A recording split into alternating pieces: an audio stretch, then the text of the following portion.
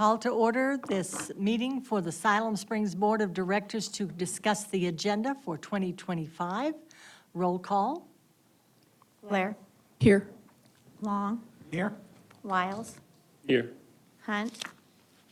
Rissler. Here. Allen. Carroll. Here. Thank you all. With that, I will turn the floor over to Alan. Do you have some comments you'd like to make before Christina starts? Yes, we'll get started. Thank you. We have a couple board members text me that we run a little bit late, which should be here in a few minutes. Appreciate staff being here. Format today, Ms. Christina is our finance director. We're going to go try to make it as easy as possible. We're pretty much going to go through each section with a director coming up where we can go through their budget and you can ask questions directly to Christina or the director or staff or myself. I just wanted to start out and kind of give you some updates on things. In 2025, the budget will be based on a 3-3. That's a 3% county tax and a 3% city tax. The budget projection is based on an economic climate and conservative approach. The 24 budget was based on a 6-4. That's 6% county, 6 city. We're not going to make that budget.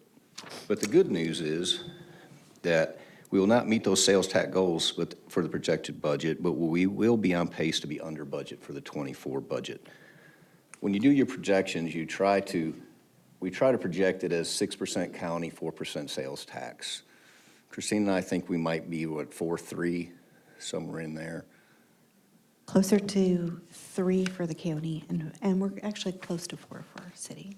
So we're hoping things could even get better and we could make that, as the economic grows. But one of the things, the good news is during the 24-25 budget processes, staff has tried to have long range vision, at the same time being very strategic. In the budget years of 21, 22, and 23, 35 new employees were budgeted and hired. A large emphasis was placed on police and fire. 24 of those were hired during those budget cycles. I agree and support those hires. Police and fire were in great need of police officers and firemen. I bring this up to say my focus in 24 budget was the hiring new employees for infrastructure. I asked for 20 new employees. 18 of those positions have been filled. 2 will be removed from the 25 budget. In 2025, I have asked for 5 additional employees. If approved, this will be a total of 23 new positions in the 24-25 budget. 6 of the fire department hires in 2023 were through a grant, which runs out at the end of the 25 cycle budget year. In 2026, we will have to budget for these new positions. This could be up to a cost of approximately $600,000. This could play a large role in the hiring of additional employees in the 2026. So when we're looking at the 24 and 25 budget, we're just trying to be very strategic, knowing this was coming. So the day I took this seat, I knew that we had this grant running out, and I had to be very strategic in what we do going forward. So depending on the economy, we'll look at that budget when it gets here next year, but we're already planning for it.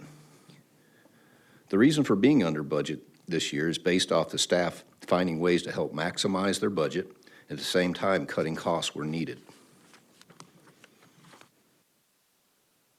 Staff did not hire 2 budgeted personnel for the 24 budget, cost savings of approximately $191,718.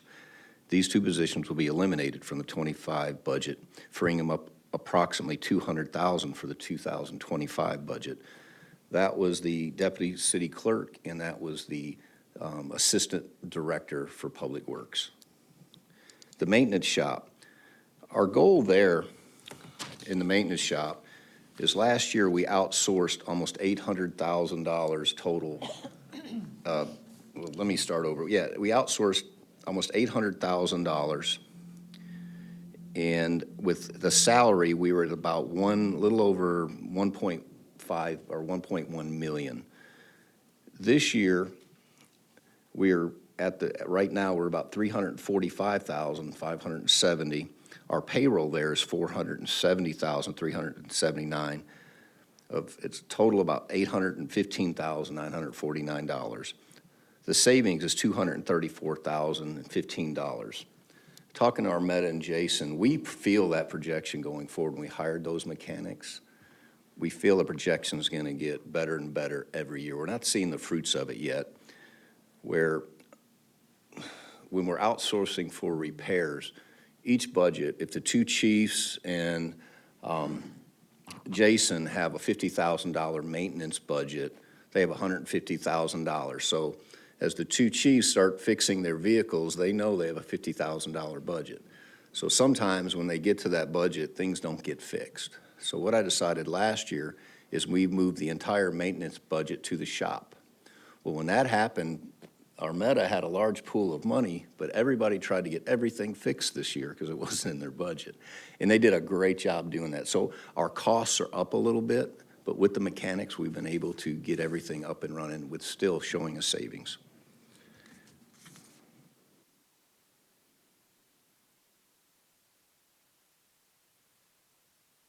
The law firm, in 2024, the salary for the previous law firm, our lawyer, was $166,447. Our projected cost this year is $90,000 with a savings of $76,447. The savings for removing new positions, like I said, is $183,663. Sanitation saved $193,880 this budget year by doing work in-house and outsourcing the repairs. Welded dumpsters converting to front-load dumpsters. The way we used to do it, we'd go pick up the dumpsters and dump them in. Instead of going out and buying brand-new dumpsters at about $1,000 a dumpster, Jason and his staff fabricated channels on the front where it could be picked up by the front loader. This was a savings of $36,680 by doing this in-house. We did over 40 dumpsters. They also repaired 20 dumpsters with a savings of $20,000. And they also built their own container haul truck, and that saved $120,000. They use an older pickup, fabricated, and that way they can go around, use that truck to move dumpsters all over the lot or anywhere. He's like Dr. Frankenstein or MacGyver or something, but he did a really great job there. I appreciate him. They also did great repairs at transfer station. We did that work ourselves. It cost us $1,800 with a company giving a verbal quote of $5,000, so we saved $3,200. Back wall repair of transfer station, savings approximately $5,000. Built an office in-house using several collected pieces of trash and saving costs to the city estimated to be $2,500. They installed new flooring within the front office and sanitation, saving approximately $1,000. Scale house was built by city staff, saving in-house approximately $10,000. This work was done by our facility services, by Cliff Hickman and Roger. Installed our own dock plate. It saved $500 in doing it ourselves. The facility services received and completed 192 work orders this far, this far this year. Cliff and Roger, who is a new hire from the '24 budget, they have done this work in-house and saved the city approximately $175,000. This total saving is $1,054,000, or about $1.1 million. So again, great job by staff. Give you another update, grants. I sent this out to the board. This far, this grant year, we've received grants with our new grant writer in 2024, $11,556,000. We've received the RAISE grant, the Dollar Gent grant, the local law enforcement block grant. We've been denied $101,000 in grants, and we are still waiting on notice for another $824,000 in grants. So I just wanted to give you a quick update to let you know how hard staff is working, trying to save money, cut corners, and where the employees don't go without, but just finding other ways to do work and save money. So I just want to give you that report. I'm going to turn it over to you, Christina. Any questions for me there? Thank you, Alan. And before we get started, Christina, I think you had mentioned that what you're going to do is you're going to go by the budget book for each department. So we'll just follow right through, directors, that way you'll know what's coming next for each department. It will not, we won't be going back and forth, so we'll go straight through. Over to you. Mayor, members of the board, line item variances were provided with the budget books, and I'm just going to recap a few highlights for the overall budget and then begin each department in the budget, noting the main changes from prior year and opening up the floor for questions related to that segment of the budget. So to recap, property tax citywide has increased. The asset valuation increased due to both an increase in the number of buildings and their value.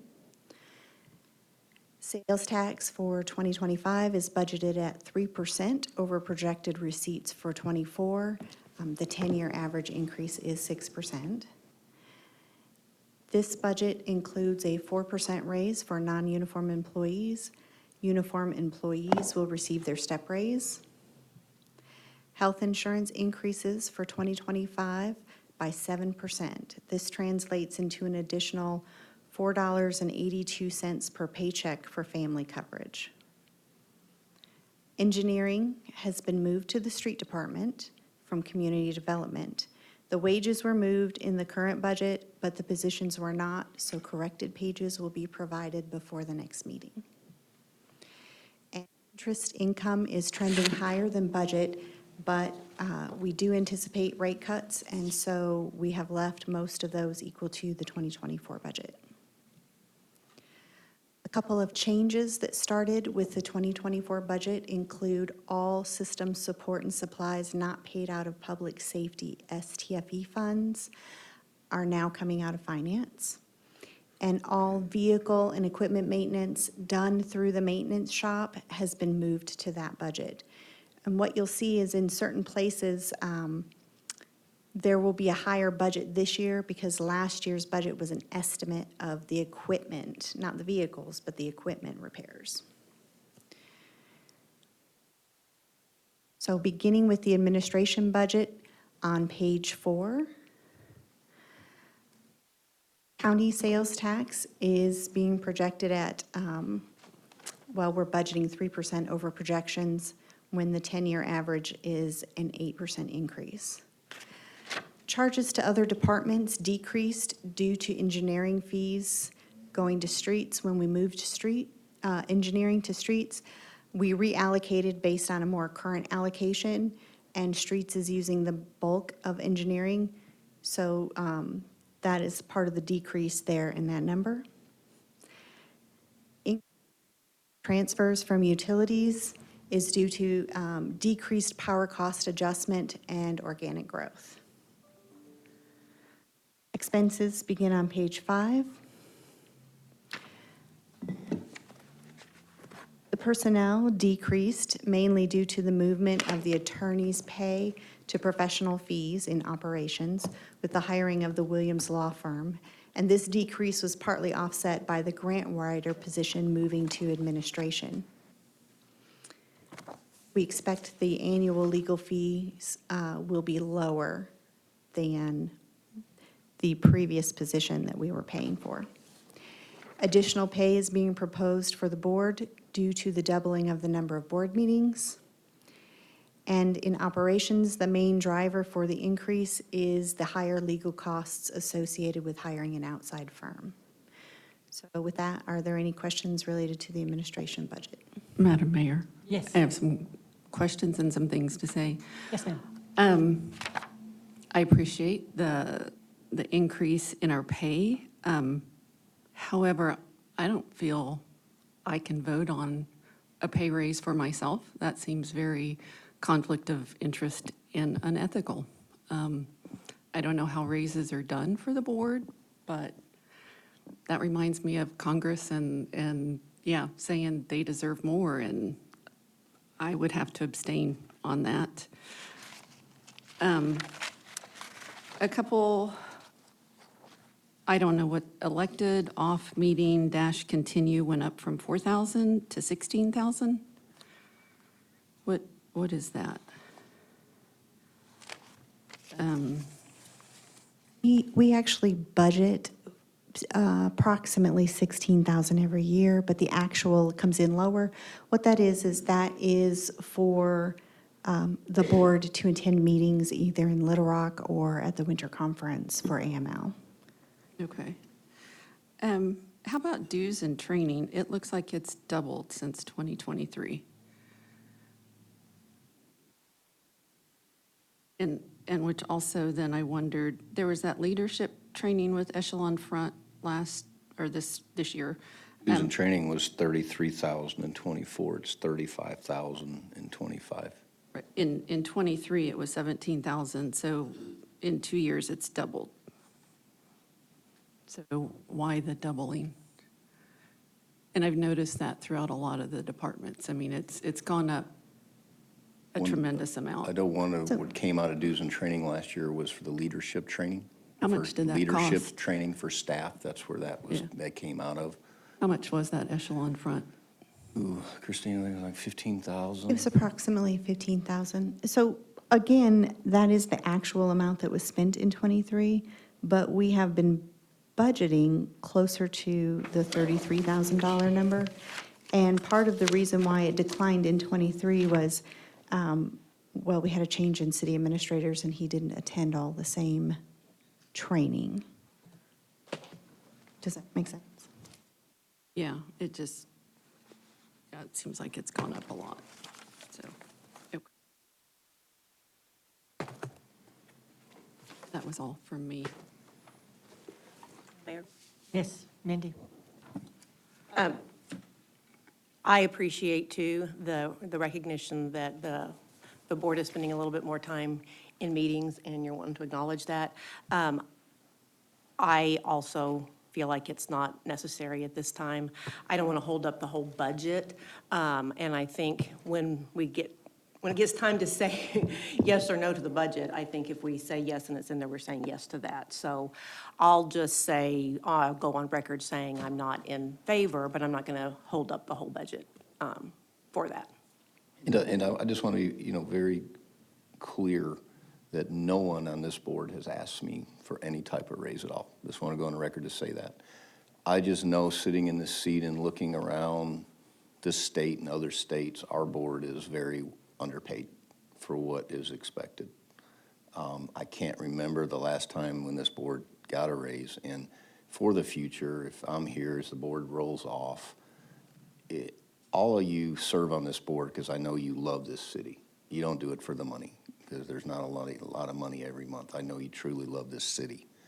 But I also know the amount of phone calls, the amount of meetings, the amount of ribbon cuttings, the amount, this job as a city grows, your job has grown, and you're required a lot. So what I was doing, and I also know traveling with the mayor to a lot of these events and the different functions we have to be, I just feel that an increase was appropriate. And so that's why that was in there. No, I just want to be very clear that no one on this board asked me for anything. I know you guys do it to serve the city. I thought it was the best because we have not, and I would love to attract future board members to get them involved because it would be time away from their family and their kids and their events. We have a lot of meetings, so that's why that is there. It's not a huge pay raise. It's still some things I'm trying to work out with our law firm on just what we can do. For special call meetings, can't pay for that, so we were upping the board meetings and just trying to figure that out. But again, I work for the pleasure of the board, and this was just something that I have looked at, and it just hasn't. Mr. Reed, you've probably been on the board, and Mr. Allen probably the longest. I don't know when the last time there's been a raise for this board. I don't know if either one of you remember. Madam Mayor? Well, oh, I didn't hear what you said. Was he asking Reed a question? He was asking Both you- of you just. Both of you, yeah. You both serve on the board. I don't know if either of you remember the last time or the procedure I to think do it was this. around 2000 when we did it last time. No, I believe it was when Mayor Turner came on. It went from $10,000 to $12,000, and the board's pay is connected to the mayor's pay. Pardon? Oh, it's not anymore? Okay, I thought it was. And I thought we had to have an ordinance or a resolution or something to that effect, right? An ordinance, correct. Yeah. But I believe that was the last time I heard the change, and I just thought it was still connected to the mayor's pay, so. Yeah, I think right now, and these are just approximate numbers, I think the board members are making around 67, 68, $6,768. Well, it's $256 a meeting, right? Yeah, it's 528 a month. You're right, I'm looking at So that for 2 wrong. meetings. I did it per month. Well, it is right. So But I also am not in favor of adding money to the budget for directors attending meetings.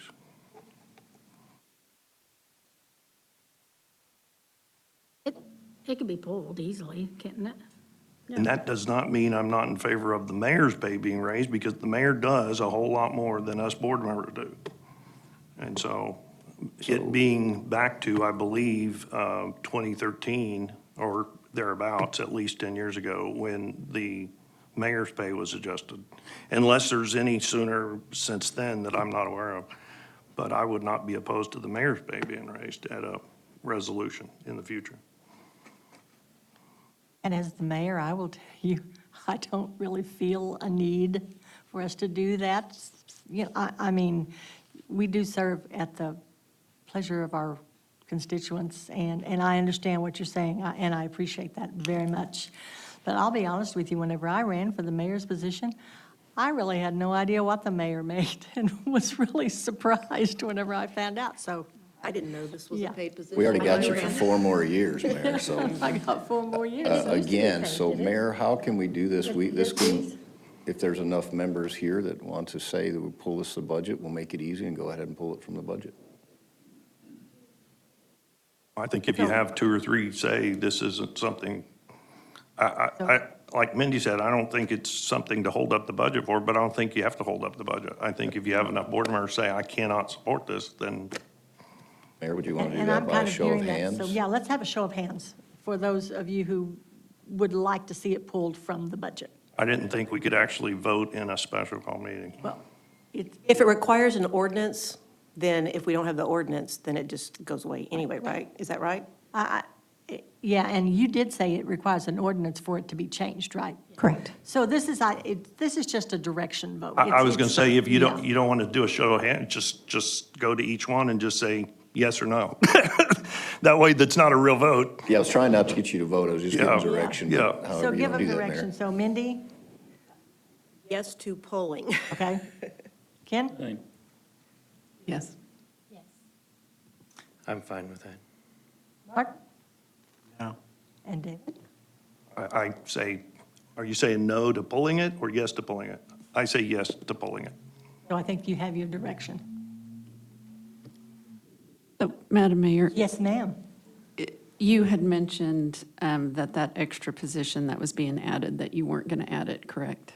Correct. So will that then also be pulled from the budget? Yes. Okay. The other position has already been pulled from the budget. That was the Public Works Director, and then the other position will also be pulled.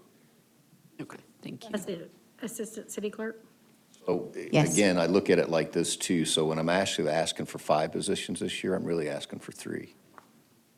Madam Mayor, my Yeah. apologies Fine for then, all right. coming in late. What positions were eliminated or pulled or whatever? I'm sorry. Alan, do you want to tell me? What? The assistant city clerk. and Assistant Public Works Assistant Public Director. Works Director, those two. So those That's what I are did. Yeah. Okay. being taken out? Yes, Okay. Thank you. Madam Mayor, yes. I guess this is the time to say it. I really feel like that here at City Hall, there should be someone at this window when people come in. When you call, I know that modernization, you know, we get the telephone and you push 9 or whatever, and I think it's kind of clunky, and I don't particularly like it. I have stated before and will state again, I would like to see some, and it could be part-time. I don't know that we have to have the phones manned 24 hours a day, but I would like to see somebody in this window as a help to the citizens when they come up and have a question and they don't have a phone number they know to call and they don't know how to get through the phone line as it works. I'd like to have somebody here to help. Now, I might be the only one, but I'm going to state very loudly that I believe that there needs to be somebody in that window helping the citizens as they come into this building. I will echo that simply because it was discussed years ago with Mr. Patterson and again with Alan that that was something that was needed and needed to be planned for.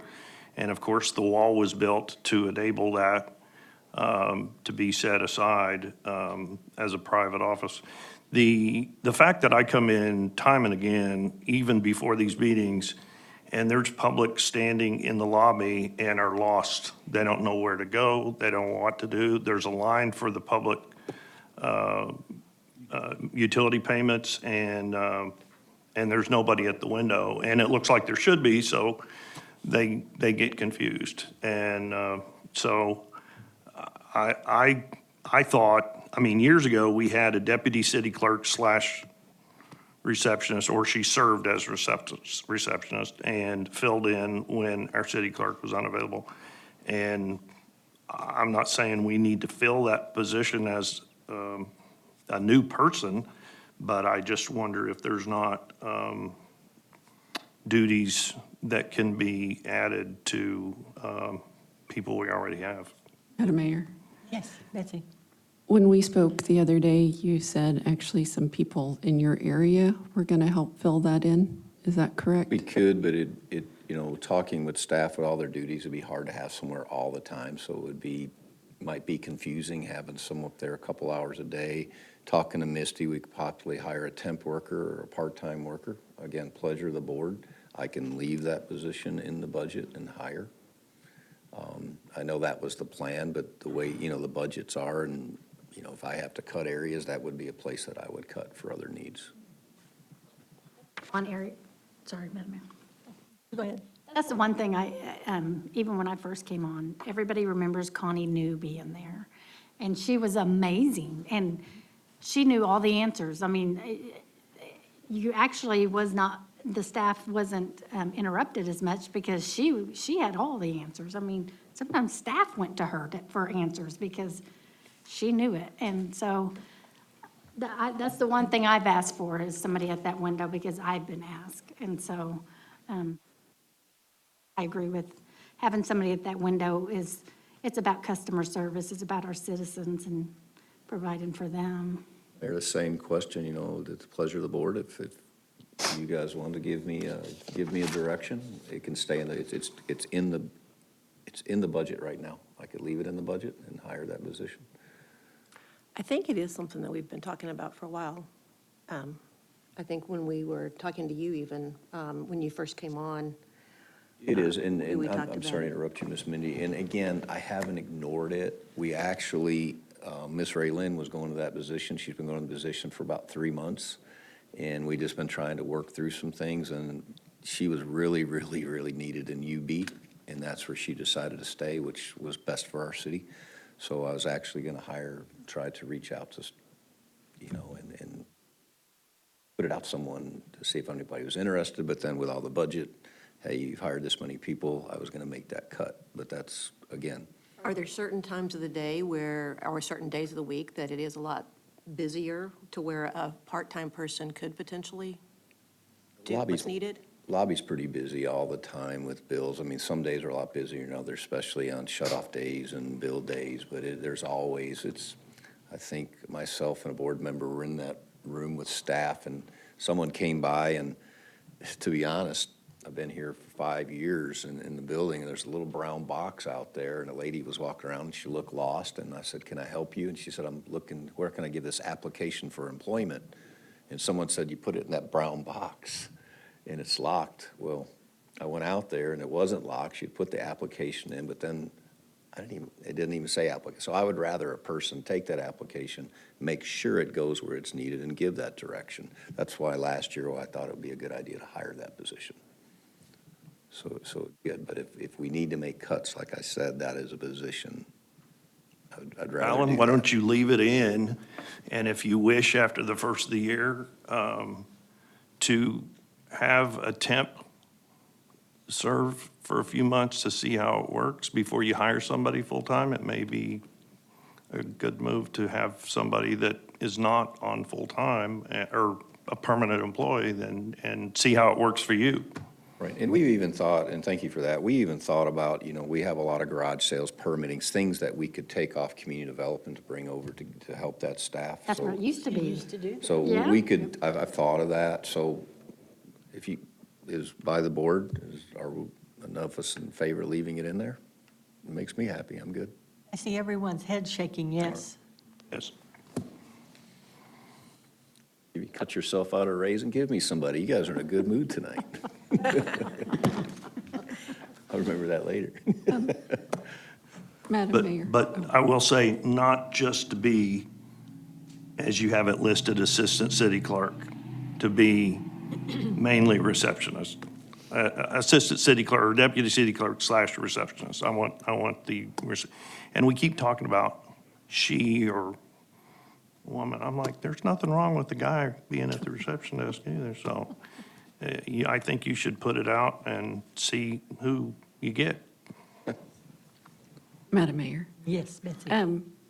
I don't think it should have deputy city clerk in the title because of what we discussed the other day. It means retirement. It means a lot more, there are a lot more benefits to it. I think receptionist. I would like if to they're just advertise sit- for an admin too. Yeah, sitting there. And there's something I wanted to clarify. I think we have a different interpretation of a new employee. If there's not been anybody in that spot and it's filled, then in my mind, that's a new position, because maybe we didn't have anybody last year or the years before, so it meant we weren't actually paying the money, we weren't paying 12% in retirement, we weren't paying benefits, we weren't paying any of that. Or even I considered a new position if a position is taken away in a department and a different one is added, that's a new position, because I know there's been a lot of talk about new positions. When I went through and added, and this doesn't include any part-time, I come up with 23 new positions for last year and 11 for this year, or for 2025. So, and I'll just be honest up front, I'm not going to be in favor of some of these positions coming up in the budget book, because we have hired so much, and our expenses from 2023 to 2024 went up $14.6 million. And our revenue is not going up at the same rate by any means. So I just wanted to put that out there before we move forward, so. I want to jump in and say, this is not us against the employees. This is not naming any name or any position, by the way. It's just that expenses are a bit out of control. It's not that this board is sitting up here anti-employee. In fact, I have heard from the whole board that they're pro-employee. They want to help, they want to do the right thing, but it is our job to keep a line on expenses. So we're talking about positions, not people. So I just want to say. Yes. Betsy, And Madam- Betsy, I was trying to write down the note. You said 11 in 2025. What was 2024? I'm sorry. 23, those are just full-time positions. And you're absolutely right. I hate sitting up here and having y'all look at me. It makes me sick to my stomach to not give everybody everything, because that's my personality. I want everybody to have everything they want. But I don't know if everybody knows, we are now a low-income city. We, for the first time, qualify for HUD grants and HUD money. That means our citizens are low income. That means our citizens are struggling. We are over 50% low income. And our citizens are struggling. And the more money we spend, and our revenue is not going up at the rate that we are spending, it means eventually utilities are going to get raised. And that's going to be that much harder on our citizens. And that's who we all work for. I mean, like I said, last year, our expenses went up 14.6 million. That's a lot. Our restricted or cash, and when I say reserves, I mean cash. So unrestricted cash, it's gone down from 2023 to 2024. It went down 9 million. From 24 to 25, 1.1 million. We're headed, I feel like, in the wrong direction. We're putting half the amount in savings, actually less than half the amount in savings that we were a couple years ago, this past year. I'm concerned.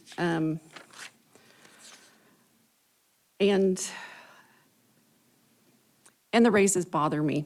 Not that I wouldn't love everybody to have a raise, but in 2023, that raises were done based on that rate study. There were people whose salaries have gone up $10,000, $20,000, $30,000, $40,000. In 2023, the city administrator at the time got a 37% raise. I know we talk about we need to be in line with Fayetteville, Bentonville, Rogers. We're never going to be Fayetteville, Bentonville, Rogers. And part of the thing that's left out in that analogy is a lot of employees come from Oklahoma. So we're comparing to Watts, Colcord, Westville. During that conversation, just want to be clear, so I just handed an email, because I hear a lot that most of our employees are from Oklahoma, so I had them pull the data. I didn't say most, I said some. No, I said but I've what- had other conversations, so I just. Oh, I so didn't know. We employ 295 Arkansas residents, 68 Oklahoma residents, and 1 Missouri resident.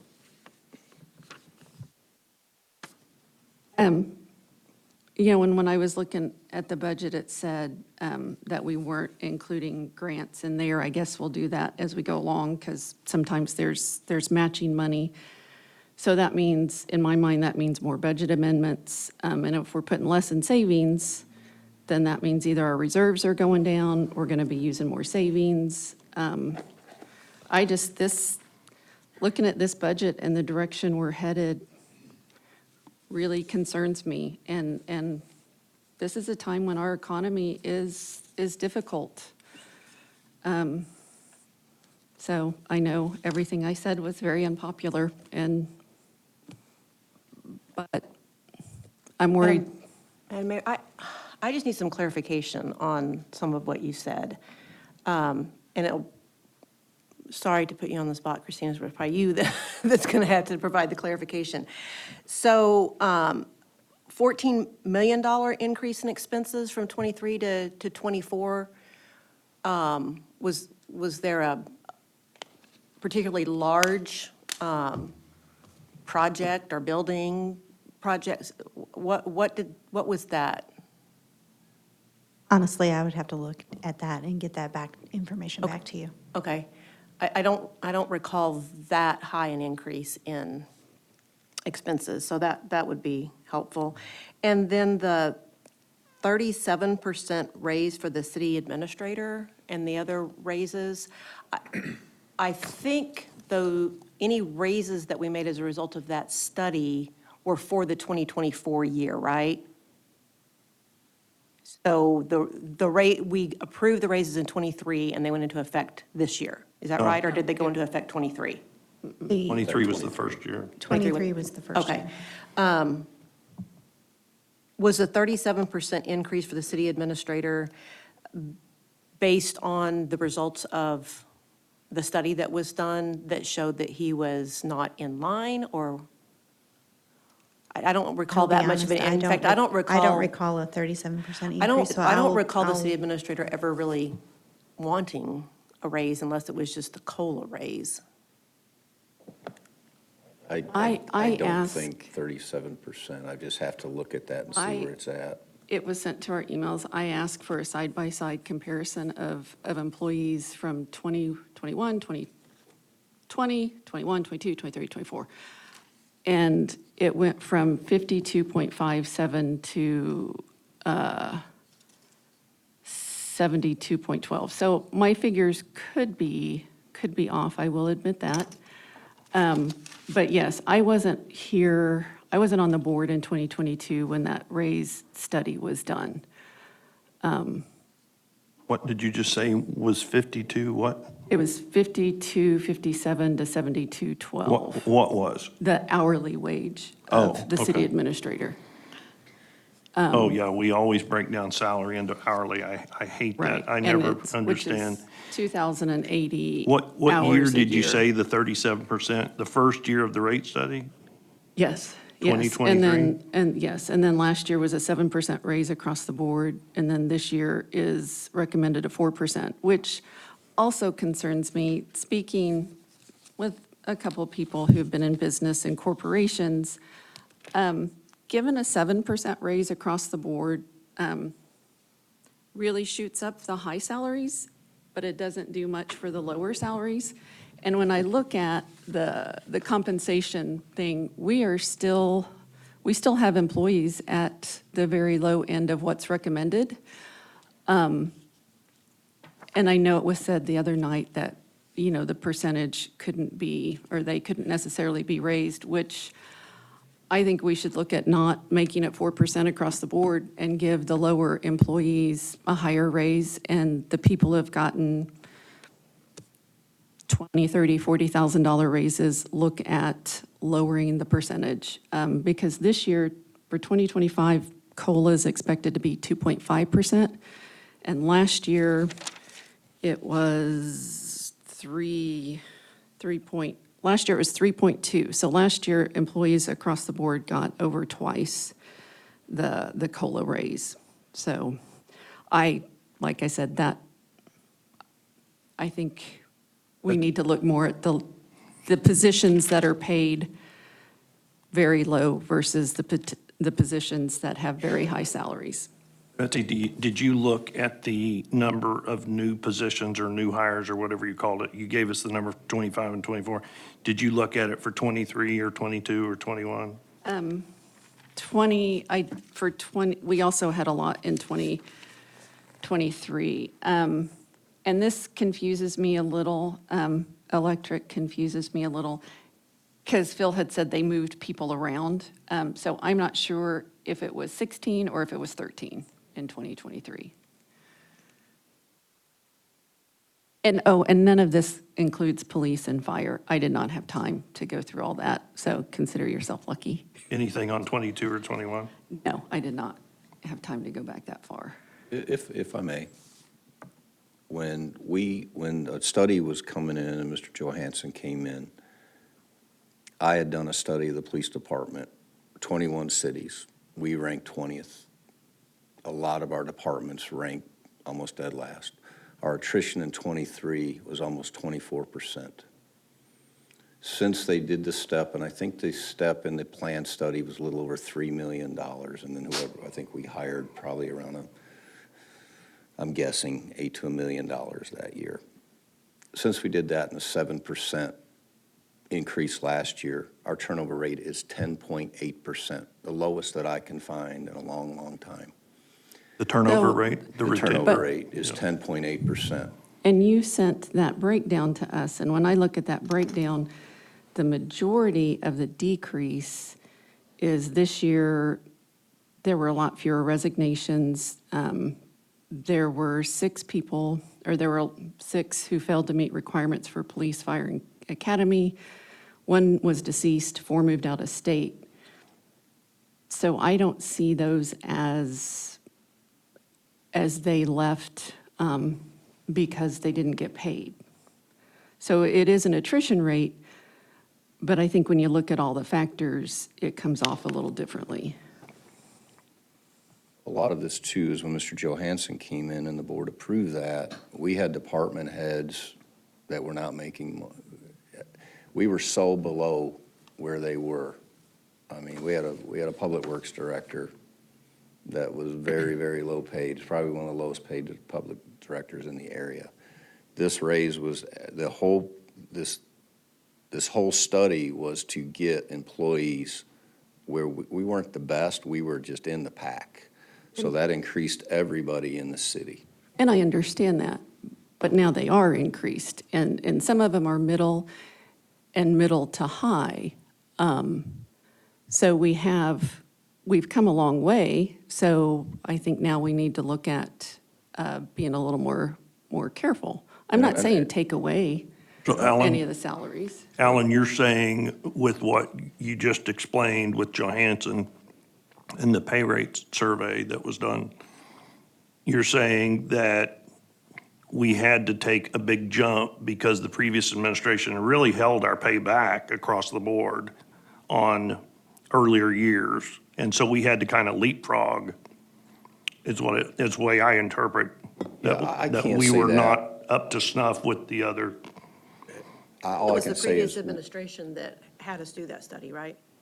right, I can't say that it But depends we on wouldn't the have had to times. raise people in two rates if we had been up to the normal rate brought forth by the previous administration. You know, was when I my came in point. as chief, I know what I accepted for my job, and if you look at other big cities, and again, the pay study showed that we were extremely low in a lot of areas, you know. Again, this pay study helped to get us back on track, our attrition's down. We have a lot of experience in this room. We have some of the best, not just Northwest Arkansas, the best in the state, some of the best in the country.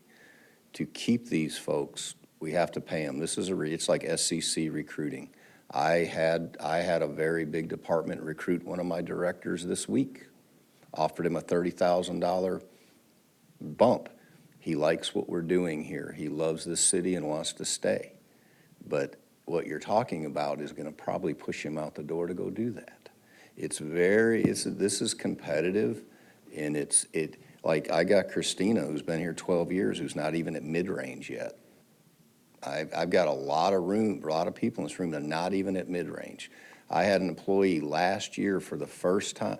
He just made high range. He's been here 31 years. 31 years. Josh is shaking his head. He knows what I'm talking about. Just made the high range because we're so low.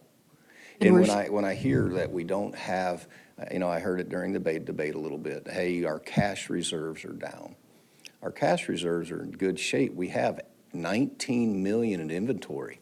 I can choose not to make inventory, and I've canceled all of inventory. We will not be getting any more inventory, and we'll try to get our cash reserves up. We'll put over 800,000 in cash reserves. Well, we budgeted balers this year for 700,000. If we didn't do the balers, we'd have 1.5 million in reserves. There's things that we have to do. Guys, to be honest with you, we have a fleet right now, and this is no one's fault. It's just we try to put Band-Aid fixes on a lot of things, and as the years go, our equipment gets old. We have 43 vehicles right now that are 1978 to 2008. We have 53 pieces of equipment that are 1978 to 2008. So we're constantly having to fix. Where I come from, and a lot of these guys come from, if cars and vehicles were over 8 years old, they were sold, and nothing got over 7 or 8 years old. So again, a lot of times, so we're in a stage now where things are getting so bad, vehicle-wise, we have to replace them. A lot of times, hey, we're trying just to fix this and put a Band-Aid on this and get by. But you have some of the best, I have some of the best workers. I mean, these guys, look at them. I explained, Mr. Allen and Mindy, you were out. I gave numbers. We've saved over $1 million this year by doing in-house work because these guys rolled up their sleeves, and it was the directors working along with staff. Well, and instead of trying to consistently fix an irreparable truck like a trash truck that's, God bless that truck, it's done its job, but at some point you have to say, we need a new trash truck. And we actually had to ask as a board, not you, but before, because the administrator wouldn't ask us to put it down. And we did, we finally did. And he actually told me, well, I'm glad somebody asked for it. Well, we needed the trash truck, especially when we had one servicing the entire city. So So back you to- saved a lot of money when you hired more people in maintenance to do what we were farming out. And it was a wise move, in my opinion. So back to my point earlier is I still don't feel like we're taking care of the lower the lower end of the employees. I think, yeah, I think the 4% across the board, the 7%, it really doesn't do much for them. And according to that study, they are at the bottom. And I don't mean part-time or seasonal, but according to the compensation plan, our low people are at the very bottom. And those are the people out doing the work nobody else wants to do, at least some of them. So, I think we may have to bite the bullet and give a better raise to the lower-paid hourly employee who has not been brought up properly with the pay survey. Yes. You get So- into that position of where do you decide to say, because our starting pay right now is $16.85. Let's say, do you go to all, and then I've got guys that have been here 5 and 6 years making $19 an hour. Who do we give that raise to? Do we give a 7% to the $16.85? Then all of a sudden, they have no experience and they're going to make the same money that someone with 5 and 6 years experience. Because staff and I have these conversations a lot, trying to figure out ways. Before I got here, our starting pay, Christina, what was it, like 15 something? What was it before the Johansson interview? I mean, I know we're going back, or the Johansson study. I believe it was somewhere around 1581. $14 and some change. And we did that study, we bumped up to $15.85, and with the 17% yesterday, we did a COLA, or last year, we 7%. did a COLA, and we're at $16.85. With a 4% raise this year, that's gonna bump them to around $17.50, $17.40. I wish I For could the do more, beginning, yes. for the beginning pay? Yes, For the sir. opening pay? Madam Mayor? Okay, just a minute, Mark. Lisa had asked for the floor, so we're going to Lisa, and then I'll come to you. I'm curious, Misty works closest to, sorry to put you on the spot, closest to the employees. Has employee morale improved, and is it because of the raise, or is it changing the, the culture? What do you see is? To the mic, Misty.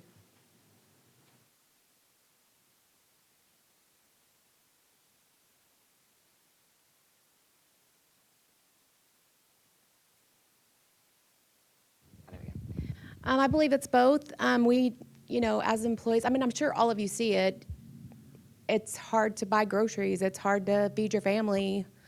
But working in HR, I will say the turnover rate is down, and I feel my girls feel that. So I thank the board for the raises that happened, because since then, when we did those numbers, I was shocked. I mean, I knew they were down, but when we did the numbers don't lie, right? So, me and Alan did have that discussion of, we have employees that have worked 5, 6 years here, and they're making $19 an hour, and they have scraped their way to the $19 an hour. And then, Betsy's talking about moving people, the bottom up to the $19 an hour. But that's not really fair for the people who worked so hard to get to the 19. Now they're making more money than the people who worked so hard to get to the $19. So where do you draw the line on who you give the money to? I would love to see everybody move up. I would love that, but I also feel bad for those employees that do bring the experience and have all the experience, and then you're moving people up who do not have experience to the amount of money they're making. So we have to be real careful when it comes to that, because Just help me remind this, I is didn't like say last that. I'm just saying, when you move the bottom, it causes that. Where do you see the largest turnover? Is it at salary position or hourly position? Where's the biggest turnover? And Water. what's been the trend? Because you have the data to show the trend. Danny's shaking his head, water. Water. Well, no, I meant separate from salary to hourly. Has the That's turnover been hourly. at the salary or the hourly? So probably hourly, I would say, like, the water positions where they're in the ditches and digging and all of those things. Labor The intensive work. labor. And why are those people leaving? Because, well, to be honest, they can go to the gas station and make $20 an hour. What I've given direction to the staff, even though our low pay is $16.85, not many people are starting at that. I tell them to pay for experience. This is recorded, like Jason, the last 2, 3 people he hired are starting in at that 21, 22, 23 mark, is we're finding guys that have 8, 9, 10 years. We're stealing people. It's just the same thing at the police department. I had Rogers, Bentonville, everybody calling me, what are you guys doing over there? First of all, we build a positive culture, and that's what this staff is doing. They have built a positive culture. They're positive. They're out there working with their people. We're paying them. Our benefits are good.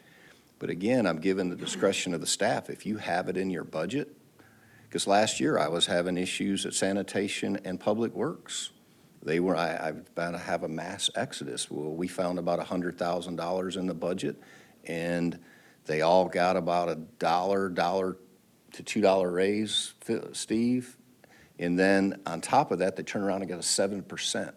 I stopped out at them. They're pouring the parking lot over here across, man, today. Hey, good to see you, Chief. I mean, they were happy. Hey, and they talked about, you going to give us that raise tonight? Go give them heck. You know, they're excited. They're positive. Just get out there and talk to them. But we have bumped a lot of folks up. The starting pay, we can do a COLA raise this year, but that's going to increase that budget because right now, I love my police and fire brothers. And again, the STEP plan is great for them. Just so you know, that STEP plan for them this year is $791,000 for their raise. And that's every year. And depending on if we keep and don't have a lot of attrition, that's going to build. Because those guys get a 3 to 3 and a 5. The guys the first 5 years get a 5%. But again, the people running it, like my chiefs and their other chiefs and the salary, they are completely dependent on the raises to get to that low range, mid range, high range. If that makes I do have a sense. follow-up on that. Like the school system, when you look at their pay scale, they have STEP programs too. We only have it for police and fire. Have we looked at how that would affect the cost or the budget? I'm in the for having a- process of looking, Miss Lisa. The problem is it's very expensive. It's because every expensive year- to implement or maintain? What would you think, Krista? Probably to a little bit of both. Because right now, the economy's doing really good, they're bringing in revenue, but we know going forward every year, so let's just say on an average, it's $700,000 for police and fire. We know in 10 years, that's $7 million in raises. Okay? Now, again, this raise for staff, I checked today, is 1.1. So we're looking at a 1.9 for their steps and for the employees. Which again, we're not in terrible shape. We all know that we haven't had a utility increase in 4 years, and that's a terrible word to say. But though, as like right now, we have a 2.5 GRDA rate increase starting October 1st. That's $30,000 a month. That's $360,000 a year that we are going to take on in the city. Because in the next year, we're probably going to get a 2.5. I don't know if Johnny is a 2.5, another 4 next year. We know we're looking at an increase in the next 4 to 5 years. You're saying this October one? Yes, sir. It'll be hitting? Yes, sir. So on the step increases, though, it doesn't include the admin staff, or the, what do you call them? What do you call yours? Chiefs, the Okay, the directors, admin, yeah. the chiefs and stuff. Yeah. So it gives people the incentive to want to stay because they can get promotions within. That's why I'm asking, because then the lower paid people are getting those raises. Again, I bet you half my staff has gotten a call the last year for other jobs. I have.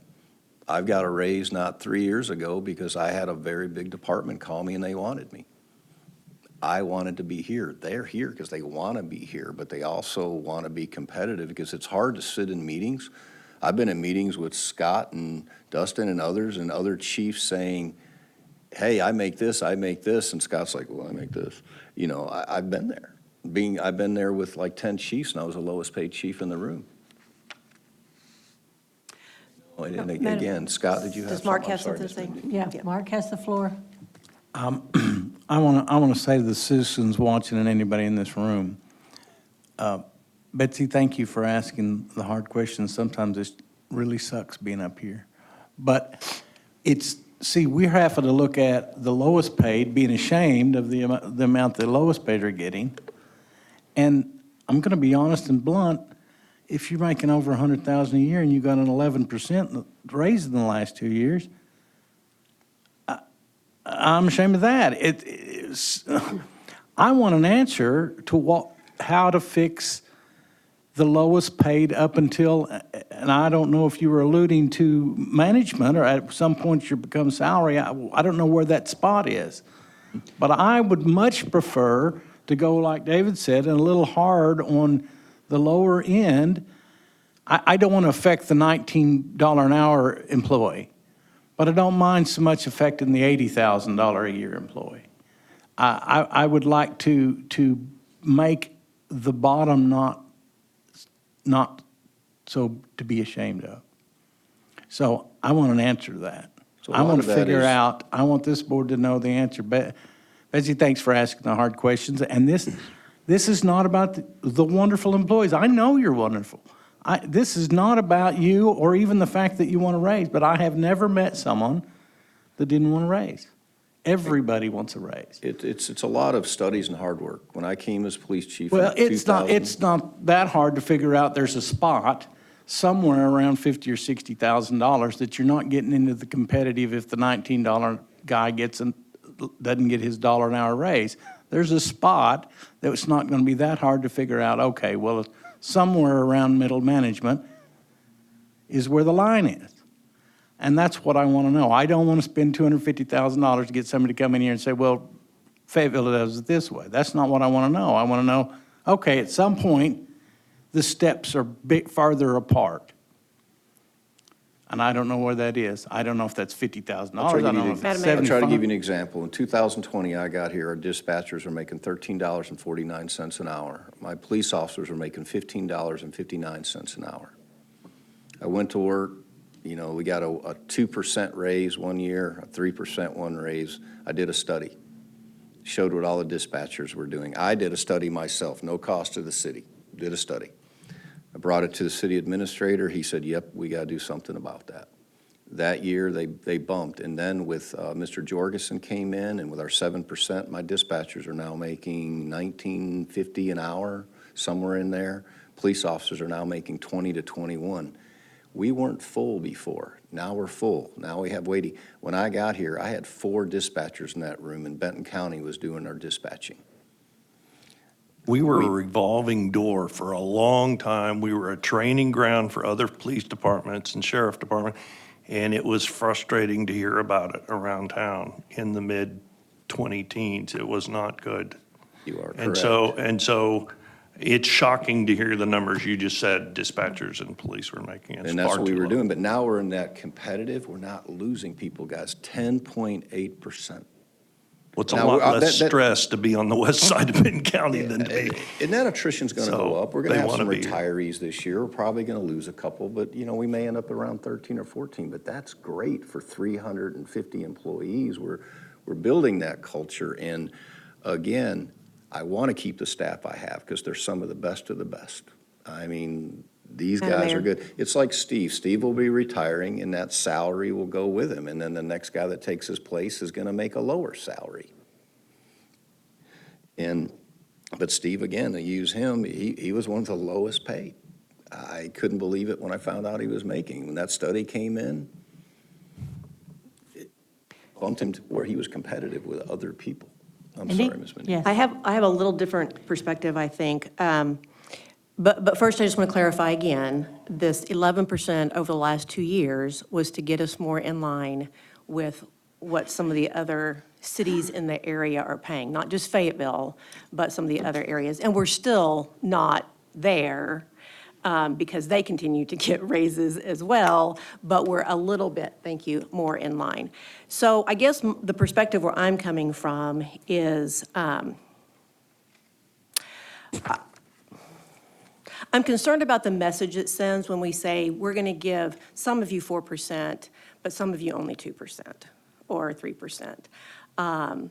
Those that are making only a 2% increase, does that mean they're not working as hard as the others? I mean, I get that they already have the higher salaries. I get that, but I think everybody's doing a lot of work on behalf of the city, and everybody has different responsibilities. I would suspect that turnover rates among hourly employees are higher in every segment of the in every business organization. So I'm not sure that if we're hearing that the turnover rate is high with our hourly employees, that automatically means we're just not paying them enough. So I just have a concern with the message that might be received if we're saying some of you get 4%, some of you only get 3%, some of you only get 2% raise. You make a good point, because we've done raises where it's been up to the, Scott, you got the mic, you remember when you would be rated by your chief, and there'd be 3 captains in the room, and one captain would get that incentive raise of 5%, and then they would get a 1 or a 2 based on job performance, and all that does is destroy morale. Again, if folks aren't doing a good job, they're not going to work here long. We want the best of the best. We want them to, make sure they're enjoying their job, but also they have a job to do to the city. Our response to our community is amazing with the staff we have, and how quick we get electricity on and water and the responses. But Scott, did you have something you want to jump in? I appreciate what everybody's saying, and I get it. But, to steal a Steve Jobs quote, we look and we seek out the best talent in the world to come work for us, and then we don't use that talent.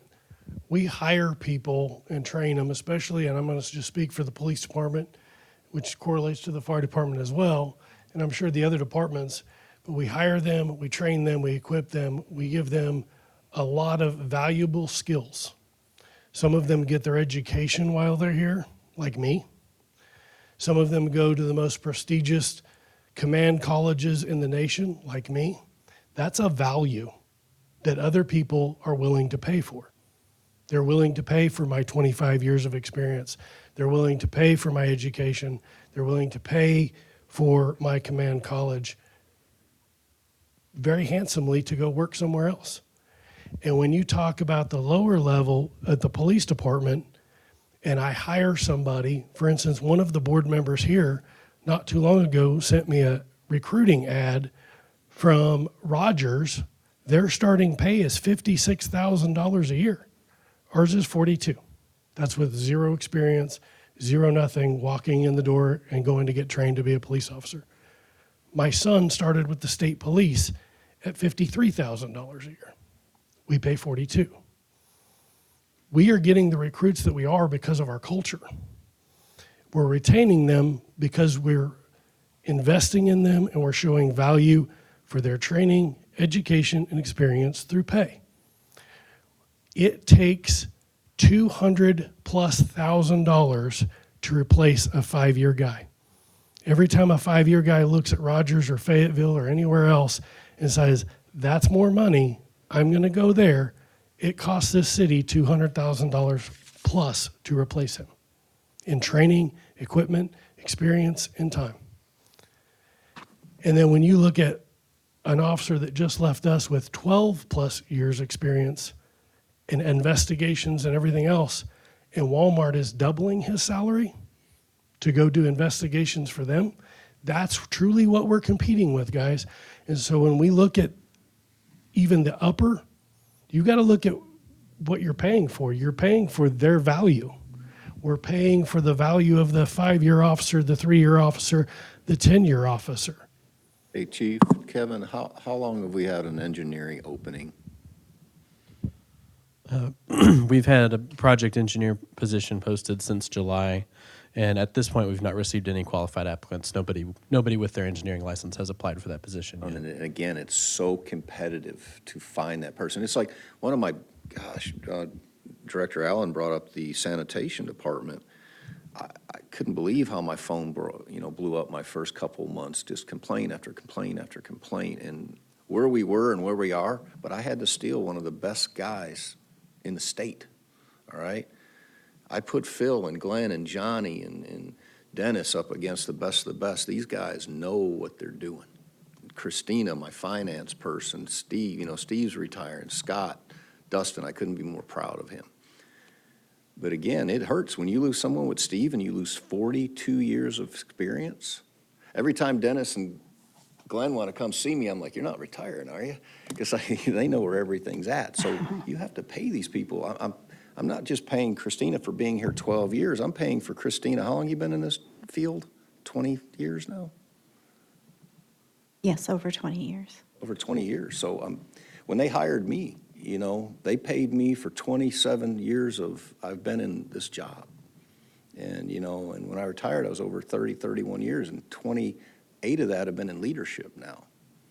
So that's what we're doing, guys, and I understand. And again, when I hear, yeah, we're basing our budget, I said before you came in, Director Allen and Director Hunt, is one of the things we based our budget on last year was a 6.4. We're not sure we're going to make a 6.4, but we're going to be under our budget because we saved over $1 million this year. We're rolling up our sleeves. This year, we're basing our budget on a 3.3. We could base it on a 6.4 and have extra money. But again, we want to be smart. We want to be economically smart. We want to be strategic, because if the economy doesn't turn back, we could have a rough year. Now, if the economy does come in at a 6.4, we're going to have more money next year. We're going to be doing really well. A lot of cities would love to have $30 million in cash and $18 million in assets, our inventory. But I was talking to the guys today. We live in an area where we could have a tornado at any time. We could have ice, and all of a sudden, we have transformers and we have poles break. Right now, we don't have to go borrow things from GRDA or buy high prices because things take 2 years. We have it in inventory. I thought that was a smart move they started doing during COVID, and I continued that process. So again, it's not, we're doing well. We may have to make some utilities, but I'm not saying we're going to have to do $10 increases. We might have to increase the base, and everybody gets a $5 increase. I'm just throwing numbers, and we're not doing. But we're talking a $5 increase is $60 a year. But again, when you have 9,000 customers, that will help, because we've got to make up the $30,000 a month that we're losing. Guys, I thought this board really, and I think Mr. Burns was on that board and other at that time, when we had an ice storm and we had plenty of money in reserves, but we made a decision to take $4 million and pay the utility bills for folks. Well, it was a GRDA fee. Yes. That was really pushed on every city. There were brownouts and everything else because of the massive power problems. And yeah, the previous administration wanted to add it on for 5 years, $5 a month, and it would have, you know, some people live paycheck to paycheck, and we fought that and said no, and it was Brad who actually said, this is why we have cash reserves, is to absorb, whether you call it emergency or, you know, extraordinary expense, but that's what we had to do. And we took the hit. But it was like, as Brad said, this is why you have to have emergency cash reserve. You can, because that would have hit the Yeah. citizens. And Yeah. I respect that decision and what we're doing. But again, we still have a lot of cash Yeah. in hand. Do we want to build it up and buy things? Again, I gave an analogy, and you guys might think it's really corny. We can have $40 million in cash reserves right now, and we can go to the bank every day, look at it, say, man, this bunny looks great, give it a hug. But then we have a family out here that's driving terrible equipment. They don't have anything in inventory. They don't have salaries. So what good is that really doing in the bank when we need to take care of our employees?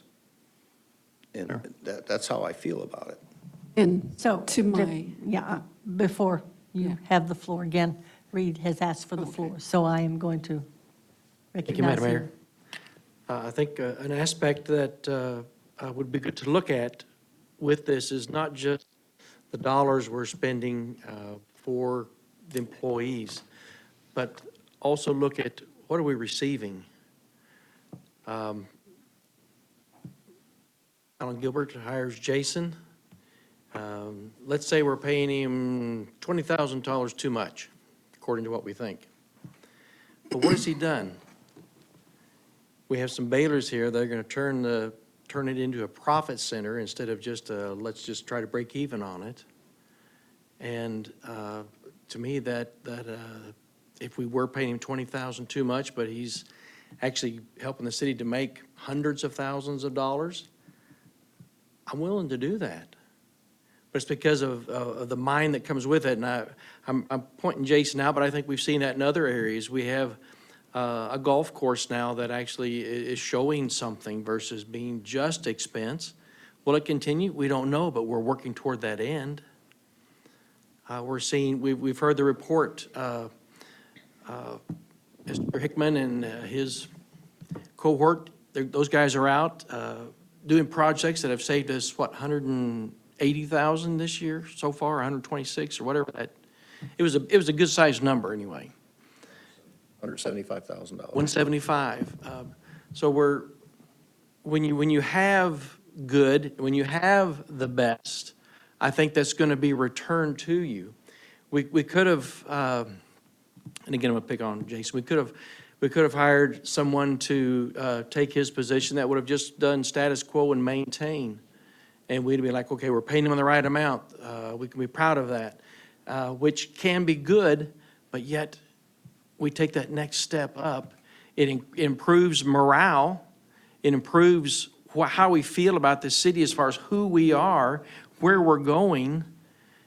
And by golly, there's a dollar in our pocket. We're going to celebrate Friday. I plan to be there, and I don't want the food to be held back. Thank you. And you you, won't Vee. see that, you made a good point, Director. You won't see that profit right away because he gave me a study today. We're about 22 tons of recycling. We've already saved this year $20,000 by not taking it to the dump.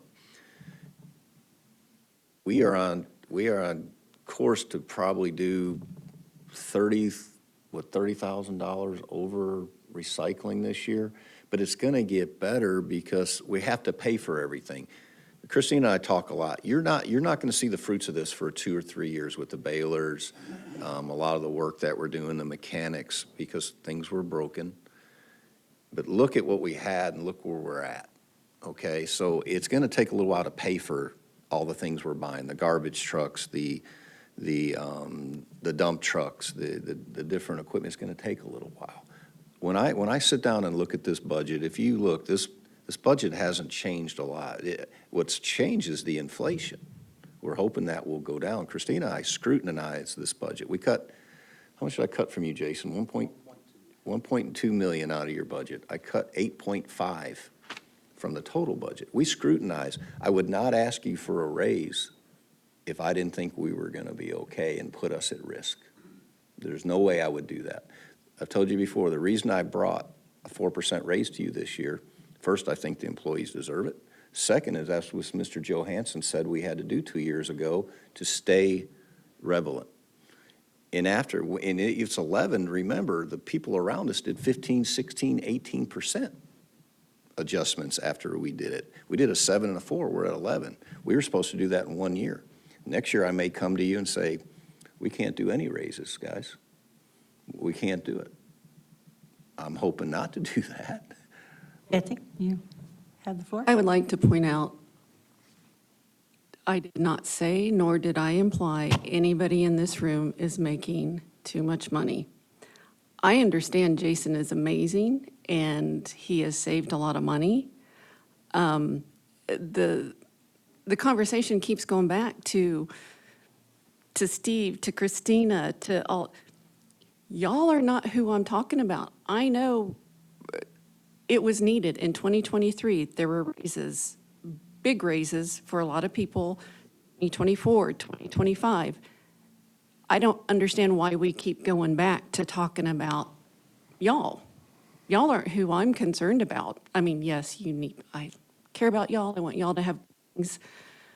But again, I'm not saying anybody in here is making too much money. I'm saying, and you said it, Alan, the one who's struggling to make ends meet, the one who's, the low end. Those are the people that I'm concerned about, that we aren't taking care of. And I understand if you raise somebody who's at 1685, I don't know the answer off the top of my head. Maybe everybody under a certain amount gets bumped. I don't know exactly.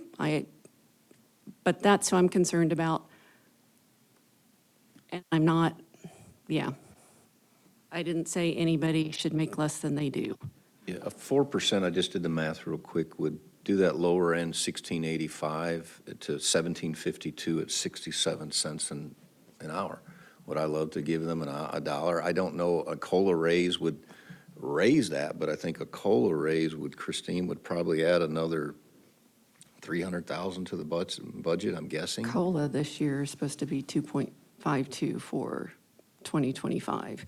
And it might be the $19 an hour. We need to look at everybody under $20 an hour, everybody under 20. And yeah, but I just want it to be clear who I'm talking about because the conversation keeps wandering back to, yeah. And I agree with you. We have a lot of people that need that, because $17 an hour is a lot of money 3 or 4 years ago. You were doing really well, but in this economy, it's not. I talk to my sons a lot, you know, with their salaries. We're just gonna have to look into this and try to figure out how to do it, but I don't think it's healthy to give the lower end and not give raises across the board. I just don't think it would be very healthy. And I didn't say not give anybody a raise, but I'm and just saying when that's I not spoke what I'm with meaning. business people who run corporations, yeah, they agreed that sometimes you need to bump the really lower ones. But it's up to y'all. Madam Mayor? Yes, David. Thank you. I have been listening, taking notes. To answer Misty's question, where do you draw the line? It's a real difficult line to draw. $19 an hour after 5 years is ridiculous. We've got to get that up because you have put the training time into them, as Chief was saying, to replace somebody with so many years. You do that for a 5-year employee as well, and $19 an hour is not very much, especially when, as we all know, we've been dealing with the ideologies of a federal government that has shot inflation through the roof to where everybody, corporations, persons, human beings, everybody is paying more for every single thing. And that's why we had to put a lot of inventory aside. We needed it for growth, but we also knew if we didn't buy it, it's going to be expensive next year, more expensive because of inflation. The question I had, do we still pay overtime hourly overtime? We don't try to prevent that if a department like middle of the night, emergencies. So hourly does get overtime. I will agree a lower percentage of a much higher paying salary is still a higher amount of money than a percentage for an hourly person. And I don't, I'm glad, Chief, that you've brought it up. I keep saying Chief Allen, for bringing us up from 15, less than 15. But we've got to do something for people that are at 5 years because 19 is a joke. In the past, long ago, 20 years ago, we would do a bonus, a big bonus at the end of the year instead of an automatic every year percentage increase. And I didn't know until the last meeting or budget meeting, until Christina brought up that there was a year where there were 2%. I didn't know it was ever that low. I knew that there was always a COLA raise. I didn't know that it was ever that low until you brought it up, and I appreciate you letting us know. I would like to see a change of mentality on spending all year long, across the budget, across every department, to be more a mentality of profit sharing. Let's not have the federal government mentality that if we didn't use money for something, well, we'll go find something and make up something else that we might spend $5,000 on because we didn't spend it. I would much rather us have a competitive environment of, say, work against department to department to see who can save the most money. Because wouldn't it be ideal to have an end of year where we come in under budget? I mean, and I'm speaking from being in the movie business, very rarely anybody ever comes in under budget, except the small independent producer. And so I'm just saying, it is something to be prideful of if you're able to come in, whether it be your department or whether it be ideally the whole city, to make a report to the public of, hey, as great as services as we did, we provided, I mean, look at Megan doing all these things every month for activities to provide enjoyment. Look at all we've done, and people are happier, the morale is better. But guess what? We came in under budget this year. Now, we can come in on budget, we can come in a little over budget, but wouldn't it be ideal if we came in under budget because every department, if you didn't need the money, if you didn't actually spend the money that was in the budget, and you really didn't have to spend it, not go find something. And it's been that way for a while. I shouldn't say a long time, but it's been that way for a while of let's go find something else to spend it on. So I would just like to challenge everyone that we change that thought process away from the federal government. Vehicles in the 70s, I can't believe we even still have any from the 1970s, although I will challenge most vehicles built in the 70s are probably better than they're built today. We paid $2,500 for that in 1978. Wow. I think that's the number Meta gave me. Well, they knew how to run back then. But anyway, I know people can say that we're way down on our cash reserves. It's a reason. We have stuff that we've bought so much inventory, and if we had to go sell it tomorrow, we could sell it. There's people that would go buy our brand-new inventory if we don't want that. But I'm saying we have bought that for a reason with the strategy involved in the fact that our city is growing so rapidly. Chief, I have to hand it to you, a turnover rate of 11% that's huge. I'm really impressed that you've dropped it from previous years. Thank you for that, but that's not me, that's staff. Well, I out know there it's everybody, and I know it's a change of just everything from top to bottom. I feel bad, we've got one Missouri resident, that poor person. We need more people from Missouri, don't we? No. But Steve, my goodness, 42 years. You started when you were what, 12, 15? 10?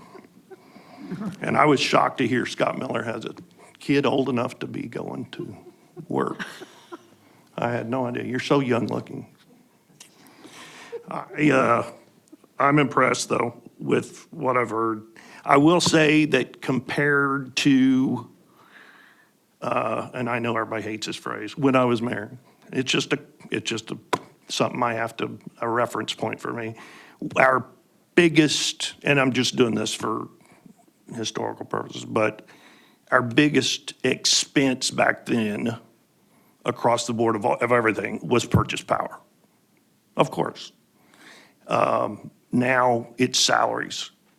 And I don't think there's anything or anywhere you could go that it probably would not be the biggest expense. I'm saying any industry, there might be some that are not as intensive.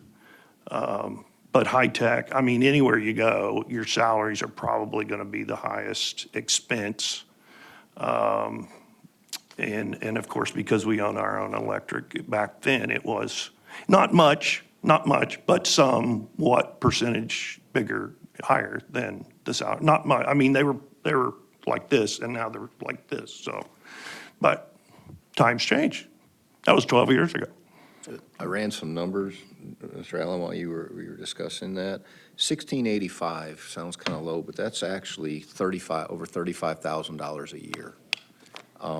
And then, It still doesn't go very far in this economy, though. right, but one of the things the board did, in my opinion, was that 12% on top of that. That's helped us attract and keep folks too, because that's a great benefit that we have. On that $35,000 salary, that's $4,200 a year that we put into an ICMA account for them. And that helps them with that You mean retirement. with the new raise? Right, and when you hire new employees, we don't see that money up front because the way we do it, they don't get that benefit until they've been here a year. I looked at changing that, but we would have to go back and grandfather everybody, and that amount was very, very high. So again, We don't, I would like Misty, I'm gonna get Misty to probably run numbers for me, or Christina, just to see how many employees we actually, that start at that lower tier. I think a lot of the employees we are hiring, except for water, because I tell Danny and Steve, man, we gotta fight for this, because that's one of the hardest positions to hire. Steve was bragging on them today, the crew they got right now, man, they're killing it. They got leaks, and they've been at it, and I think Steve told me they've been here 3 months, and we've hired guys, look like they've been here 3 years. I think it's working for Danny. It's just too hard. But again, He admits he's shaking, he's nodding his head, yeah. I hope I you- really do think that's a good idea, Alan, to run an analysis of the lowest to see just how many. It may not be that many that it would affect. But I do also think you should look at, and I know 5 years is just a random number, but looking at under $20 for 5 years service, to me, seems pretty low. Even though there is opportunity for overtime, there are other jobs that do not have opportunity for overtime, so. We have a large overtime budget, and we use it, but when you look at a 1685 at $35,000 a year, and you add the 4,000 just for the 12%, and with other fringes, you're looking at $46,000 to $48,000, my guess, just for employee per year, when we have 350 employees now. So as that goes up, but we know as time progresses, that wage is gonna have to go up. I'm But just that is our saying, starting point. I give them, if they have the money in their budget and they find experience, I use police because that's where I come from with Scott. I started a program down there that we had step 1s through step 10. If I found somebody with 12 years' experience, they started at a 6. Right. Was it 6 or 7? Started at 7. If they had 6 years' experience, they started at a 6. They started at a 5. They started at a 5. It made us competitive. and Because those you guys have knew to what they do were that doing. because you're paying for what they bring to the table with their experience. The reason I was pointing out overtime is you will have people in a utility department that possibly can get overtime. But I see Stephanie right out here, somebody at the library is not necessarily going to have a chance to make overtime. So I'm saying there's some departments that provide it, some that there won't be. And so you kind of have to put that into perspective as well. I know she'll be asking their budget now. Yeah, I wasn't picking on you. I was just saying, the library has limited, a certain amount of hours, and you don't say, yeah, it's emergency, we got to get in there and have everybody working. And I would love to have a STUP program. One of the problems that the electric guys were talking to me about today were a lot of times when they hire a lineman, that lineman isn't a lot of, this sounds terrible to say a lot of use, but it takes them 4 years to figure it out. Oh, yeah. They're journeymen, working their way up. I would love to have that STEP program for, public works, and where every year they know they got the STEP, but that can be very, very expensive. So we got to make sure that we really. Maybe something to shoot for. And again, that's what helps with the board, where we do usually, we get raises yearly, so that helps bump them, because the police and fire right now, no matter what, their first 5-year guys are going to get 5% for the first 5 years, and after that, it's 3.5% to 3%. Everybody but the salary personnel. So again, I'm trying, and one of the big problems we have in the city too, when people are on steps and they're getting the overtime, I had sergeants making more than captains. So what do you do when the top staff is not on the STEP program? How do they get raises? Raises that you guys give. Oh, through, like the COLA or whatever? Yes, sir. Okay. This is the raises the annual raises, or Okay. the raises that we bring to you. That is the only way that your non-salaried, non-law enforcement fire would get. That's the only way they can get a raise. So at this point in time, Betsy, did you have something else you want to add? I do a little bit different. I've gotten a couple texts. People who are watching it on YouTube, it's in and out. It'll be good for a while, and then it won't be. Also, through social media, somebody reached out, and I asked her, I don't know if she's watching it through Cox or YouTube. I haven't gotten a response back. So So they're- Anthony, They're struggling with that. okay. So you can make note of that, see if there's, okay. And I had a completely different question. Yes, ma'am. So we did goals for the city, but the budget was already done. So how do we include goals that we did in the budget? Where does that How does that work?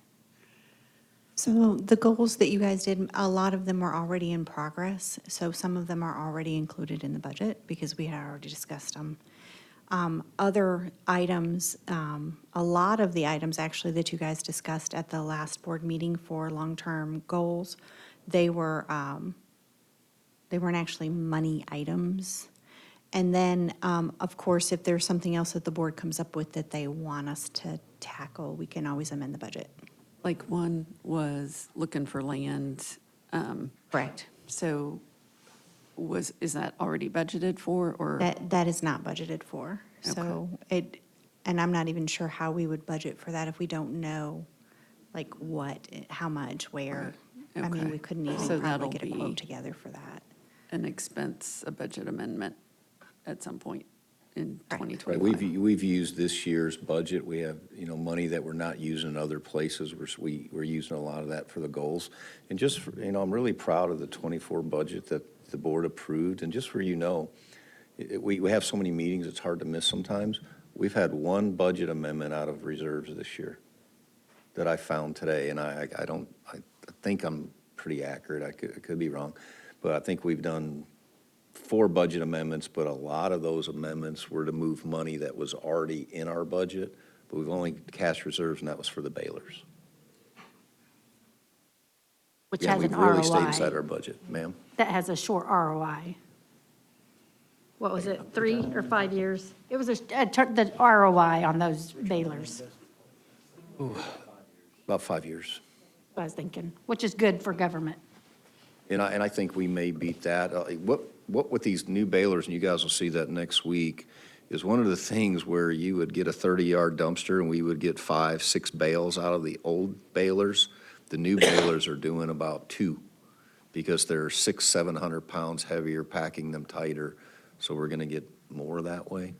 So again, the big problem we're going to have is the material, having enough material to really keep it going nonstop. I drove behind Sam's Club the other night, and they've got just massive stacks of baled cardboard back there, and it's like, Baler own. we're right in line with you boys now, yeah, we're doing our own. Okay, so at this point, I think Mark? I'd just like to comment to all the employees that are sitting here waiting for their turn, is we have not even quite got through the first one yet. Thank you for coming out. I'm assuming you're wrapping it up and we're going to eat, but I promise that I probably won't go any faster the next time we meet. Are we going to do it after this We meeting? do plan on reconvening after our regular board meeting for further discussion of the budget because we have a very short agenda. What I'd like to do, Mayor, is continue till about 5 after. Sure. And if employees we can go ahead and get some things made, but try to get as much done. Is there any other questions about the administrative budget? We kind of Wavered off of that, Wait. but I think that y'all maybe have gotten some direction from this discussion about what they would like to have brought back to them for consideration whenever they're looking at the final budget. I noticed Christina was taking several notes, and I knew you were, Alan, so those are some things that we can discuss more in the future. So I would say, yeah, let's move on to, if there's any other questions on the administration budget. Chief Kendall. you come on. If there is not, then Chief we Kendall's we next, will Scott. move to Scott, police. was there any questions? I'm sorry, for administrative budget, we got all that, okay? Yeah. So we're going to move on. now. Alan, what was the economics incentive that's been in there for umpteen years, but it's like economic incentive contingency? We don't actually have used that. We haven't actually, have we? We pay the chamber for economic, or no, it's right under the chamber, economic development incentive contingency. 30, 40, I think it was $50,000 last year. no, it's 40. It's 40. And it still is 40. But do we spend that on anything? Periodically, we have spent Year. that in the past, and it really just depends on if there's something that arises. That's kind of, it's not just for economic development incentive, but it's also for contingency if we have like Okay, air conditioners break down or anything like that that we have to pay for. okay. I had a good question from a director yesterday just about the contract for Main Street. It shows 35,000 in there. It'll still be, what I left that increase in there, I think it was like, I can't remember exactly, but I think it was around 32, something like that. I want to leave an increase in Clay in case they did, I asked them to do more. I could do that in their contract, but right now, if it stays the same, that contract will stay the same as next year. The same with the Same as museum. last year. Yes, ma'am. That is my plan. Okay. Police? So police revenues begin on page 8. There are several fluctuations in revenue, with the main increases being sales tax and the SRO contracts. Lot fee, you'll see this in police and fire, it's a function of payroll. So as payroll increases, the reimbursement by the state increases. And expenditures are beginning on page 9. Personnel costs increased due to the STEP plan and increased healthcare, plus 1 additional police officer and 60 additional part-time hours. Healthcare costs increased significantly, but that was based on elections. Those change from year to year. Operations are slightly down compared to prior year. And the lease payments, they increased due to the body cameras that were purchased in 2024. Capital outlay is listed on page 10, and of course, your budgeted positions are on page 11. So we'll take any questions you guys have related to this budget. Directors, comments or questions for the police budget?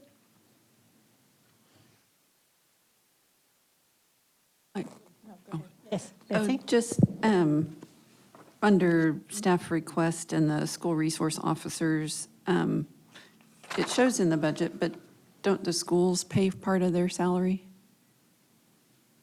Yes, that's what the SRO contract revenue is on page 8. Okay. So it's considered a full employee, but we're not really paying the full price for them? Correct, we're paying Okay. about 50%. Okay, thank you. Lisa? On page 9, and it says salary and wages proficiency, what is that?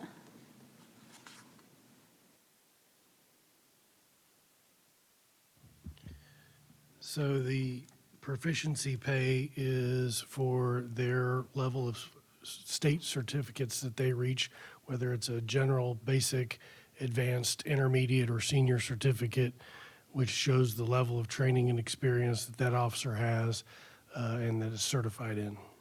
Oh, it's on top of the step pay? Correct. Okay. It's an incentive to reach that level of proficiency. Why is it down so, 61% down? Sure, that's what's being budgeted. Is it because everybody's already reached their?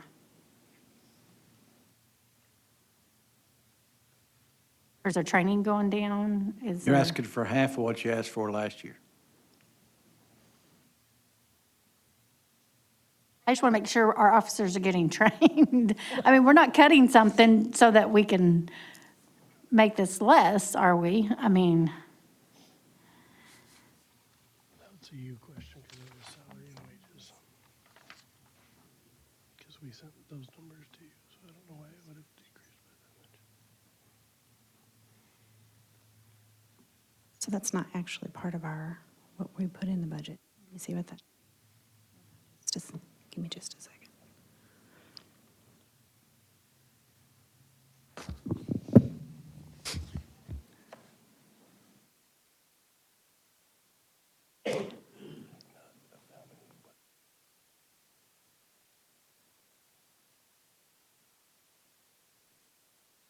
So we'll have to look into that. That may need to be Okay, adjusted. we're not cutting training, are we? No, no, We're no. not. Do you see what I'm saying?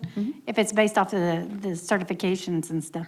No, our training budget is further down in our expenses. And And it's, yeah. the dues and training is remaining the same as what, But this has went down. That's why I was like, maybe I'm misunderstanding what that is. No, that's the proficiency pay. On my end, we just send finance the number of employees, what they're at, and they calculate that, and But it's not Clearly based off didn't- their training and their certifications from their training. it is. So it's a combination of years of experience and training and education determines the state level of certificate that you possess as a police officer. And you think that's going to be decreased this year? No. No, I think that's an error. Okay, good. Okay, I was starting to worry about myself here. I'm like, I'm missing something here and I'm not getting it. Okay. So if we go down to salary and wages and part-time, you're increasing to 154%. So we're adding one, is that the increase, or are the current part-times filling more of those, like funerals and stuff like that? Our current part-time employees are working more, and they've allowed us to, they have filled in areas of a greater need this year, which has been a huge help, such as like, for instance, with our SRO contract, if an SRO is out, our former retired officer, Sergeant Sally, will come in and he will work that SRO position, which fulfills our contract, and as well as several other officers that have came in and helped us work patrol and events and stuff like that, is why you're seeing that increase, is because we're using them a lot One more more, to fill okay. in. And they do the festivals, the SRO, the funerals, okay, Correct. okay. Those are my, Anyone else? David? Thank you, Madam Mayor. I had the same question, so thank you. Chief, I want you to extend our appreciation to your administrative staff, especially for what I know at times has been very stressful dealing with stressful citizens, I guess I should say, at times where it's above and beyond the call of duty. And we appreciate what they do in trying to calm things down and to just have patience and let them know we appreciate it a great deal. I just had questions on the capital outlay, like what is a plate carrier replacement? So in today's climate, we have our ballistic vests that they wear on their outer Okay. plates, but they are not rated for certain caliber of rifles. So the plate carriers and stuff allow them to add an additional layer of protection should they arise to an event like that that will stop certain caliber rifles. And we're replacing the existing ones that we already have. And then forensic machine. So Is that a better name for a lie detector? I don't know. Our current forensic machine is out of date, and this allows us to do electronic extractions of cell phones, computers, Oh, okay. and things like that, and extract that data from those electronic devices. Thank you so much. I just don't always understand what some of these high-tech words mean on the stuff, so thank you. Appreciate it. Mark? Okay, you probably knew this one was coming. So 4 vehicles, and then you have listed 4 vehicle lease. I would like you to explain that. I would like you to discuss the process in which you decide which vehicle you're going to get for your, now, we've talked about this, so I've semi-warned you, so start with that. Okay, so first of all, the 4 leased vehicles were conducted in conjunction with, in 2020, the police department leased 9 vehicles because our fleet was in so bad of shape and our cars were falling apart. And we've since previously ended those leases and purchased those vehicles. These were in addition to those to get our fleet back up to where it needed to be. We only have 4 leased vehicles now. Everything else is purchased and owned by the city. And now we are What trying. are the 4? What is it for? What are they? Patrol vehicles, Tahoes, sorry. All 4 of them? Okay. And so how much longer before we no longer lease? Those leases are up this year, and I need to decide whether we are going to try to purchase them from them or we can have the option to release them and put the current equipment back on new leased vehicles, or lease a different type of vehicle. And I have not weighed all those costs out as of yet. How many years is the lease normally? It's a 3-year lease. 3? So tell me again, explain to us, we see the variety of vehicles, we see some pickups, we see some Chargers, and so explain to us, please, the process and your reasoning behind, let's just be blunt, $70,000 Tahoes. Okay. So there are only a few pursuit-rated police vehicles to choose from that have those specific specifications and safety features to safely and through best practices operate a vehicle at that high speed. The Chevy Tahoe, the Ford Explorer, the Dodge Durango, and the Ford F-150 truck. Oh, the pickup, and not the Charger anymore? No, he's saying that's what's available, right? Yeah, the Charger is only available for a few more years, but yes, the Dodge Charger. When I look at cost analysis of operational costs for each one of those vehicles, because we've owned every one of them, and the accident rates and different things that we look at administratively, the Dodge Chargers are more accident prone because of blind spots and speed. The Ford Explorer are equivalent in price, base price, as the Chevy Tahoes, but they lose a lot of space for storage, comfort space for prisoner transport, as well as the other equipment needs within the confines of the car, such as the MDTs, rifles, shotguns, and extra gear that the officers are required to carry. The Dodge the Dodge Durango is in the similar boat as the Explorer in the amount of space and that you use. The operating costs for the Dodge Durango are extremely high as far as when things need to be replaced or repaired, since, for example, a lighting housing or a headlight for a Dodge Durango is about $1,500 to replace versus what it is for the Chevy Tahoes. Now, the base price. So for the public, if you don't mind, of the 5 options, 3 of them cost more in the long run, and one's a pickup, which is less utilization of space.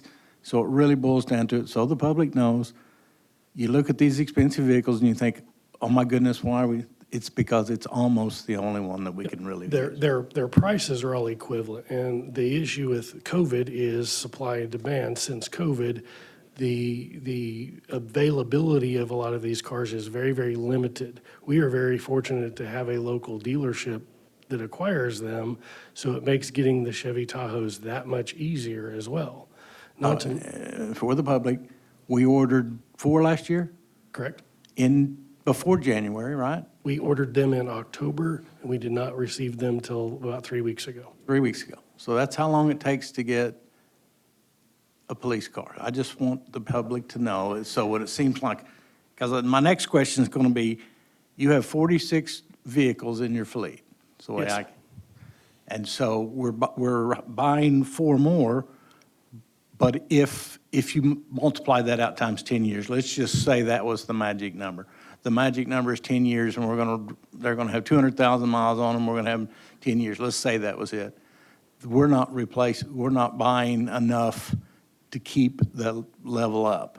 So I just trying to tell the public, sometimes it seems like we're spending a fortune and we should slow down, and I just want to, yes, we're watching, yes, we're paying attention, but we're really not keeping up with attrition, with the wear out of, and I'm not saying they'll last 10 years. I don't know that that's wise.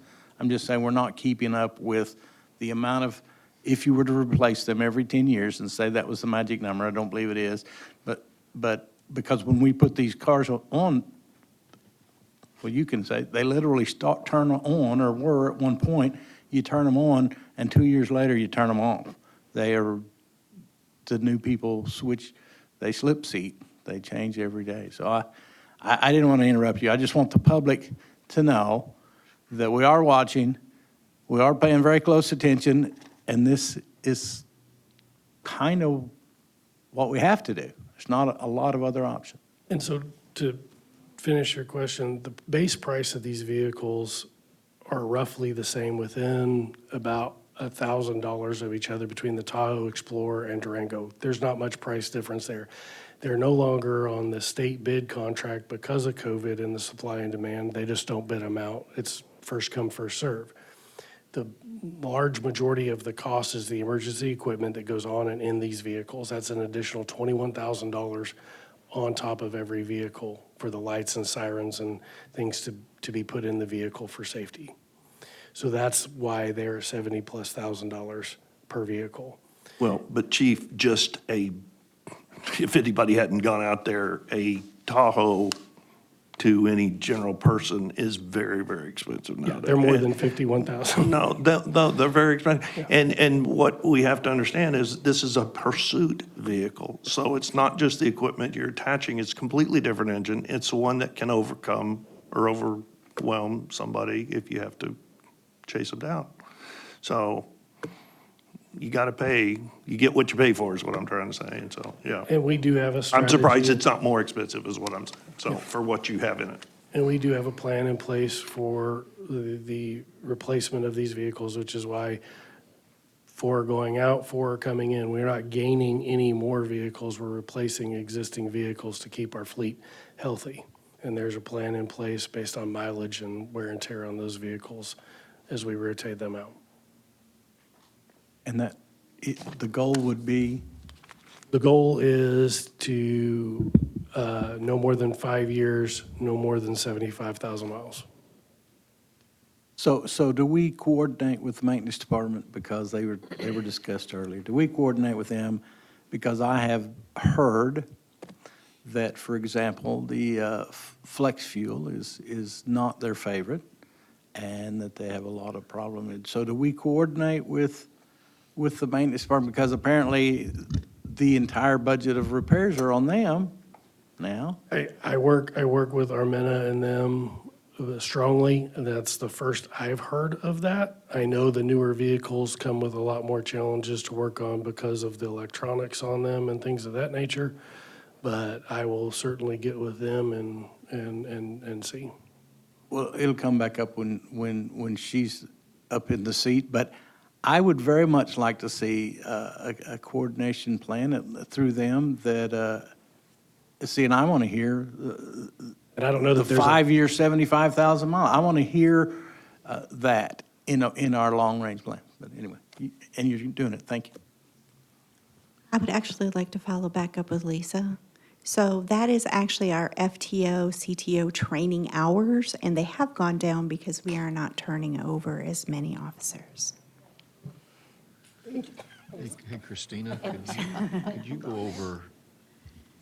you go over page 11? I think that's where there may be some confusion, where how many actual officers and personnel we have, because it can be really confusing when we're asking for 5 employees and reclasses may show it where it looks like more.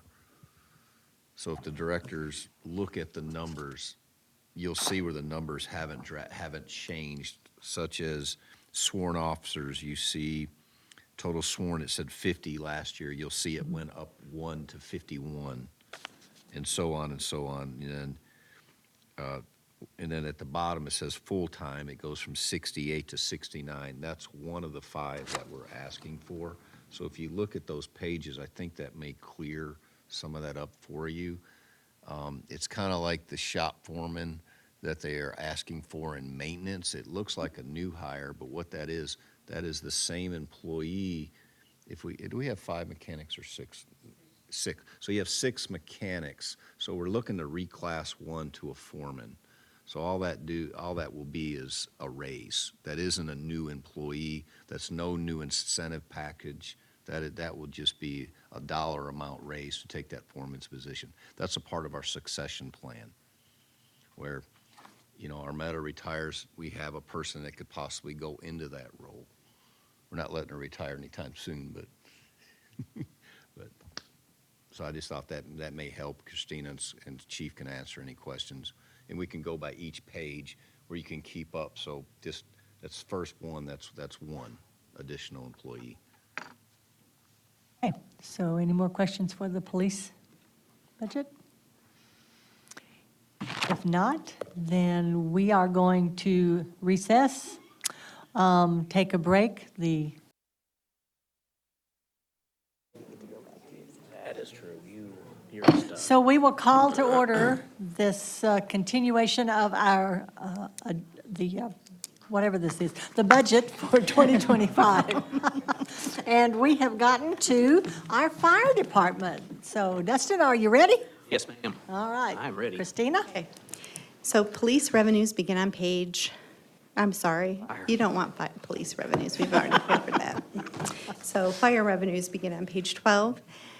There are incremental increases in several sources of revenue, including sales tax, ambulance runs based on trend, and contractual agreements with other governments for services.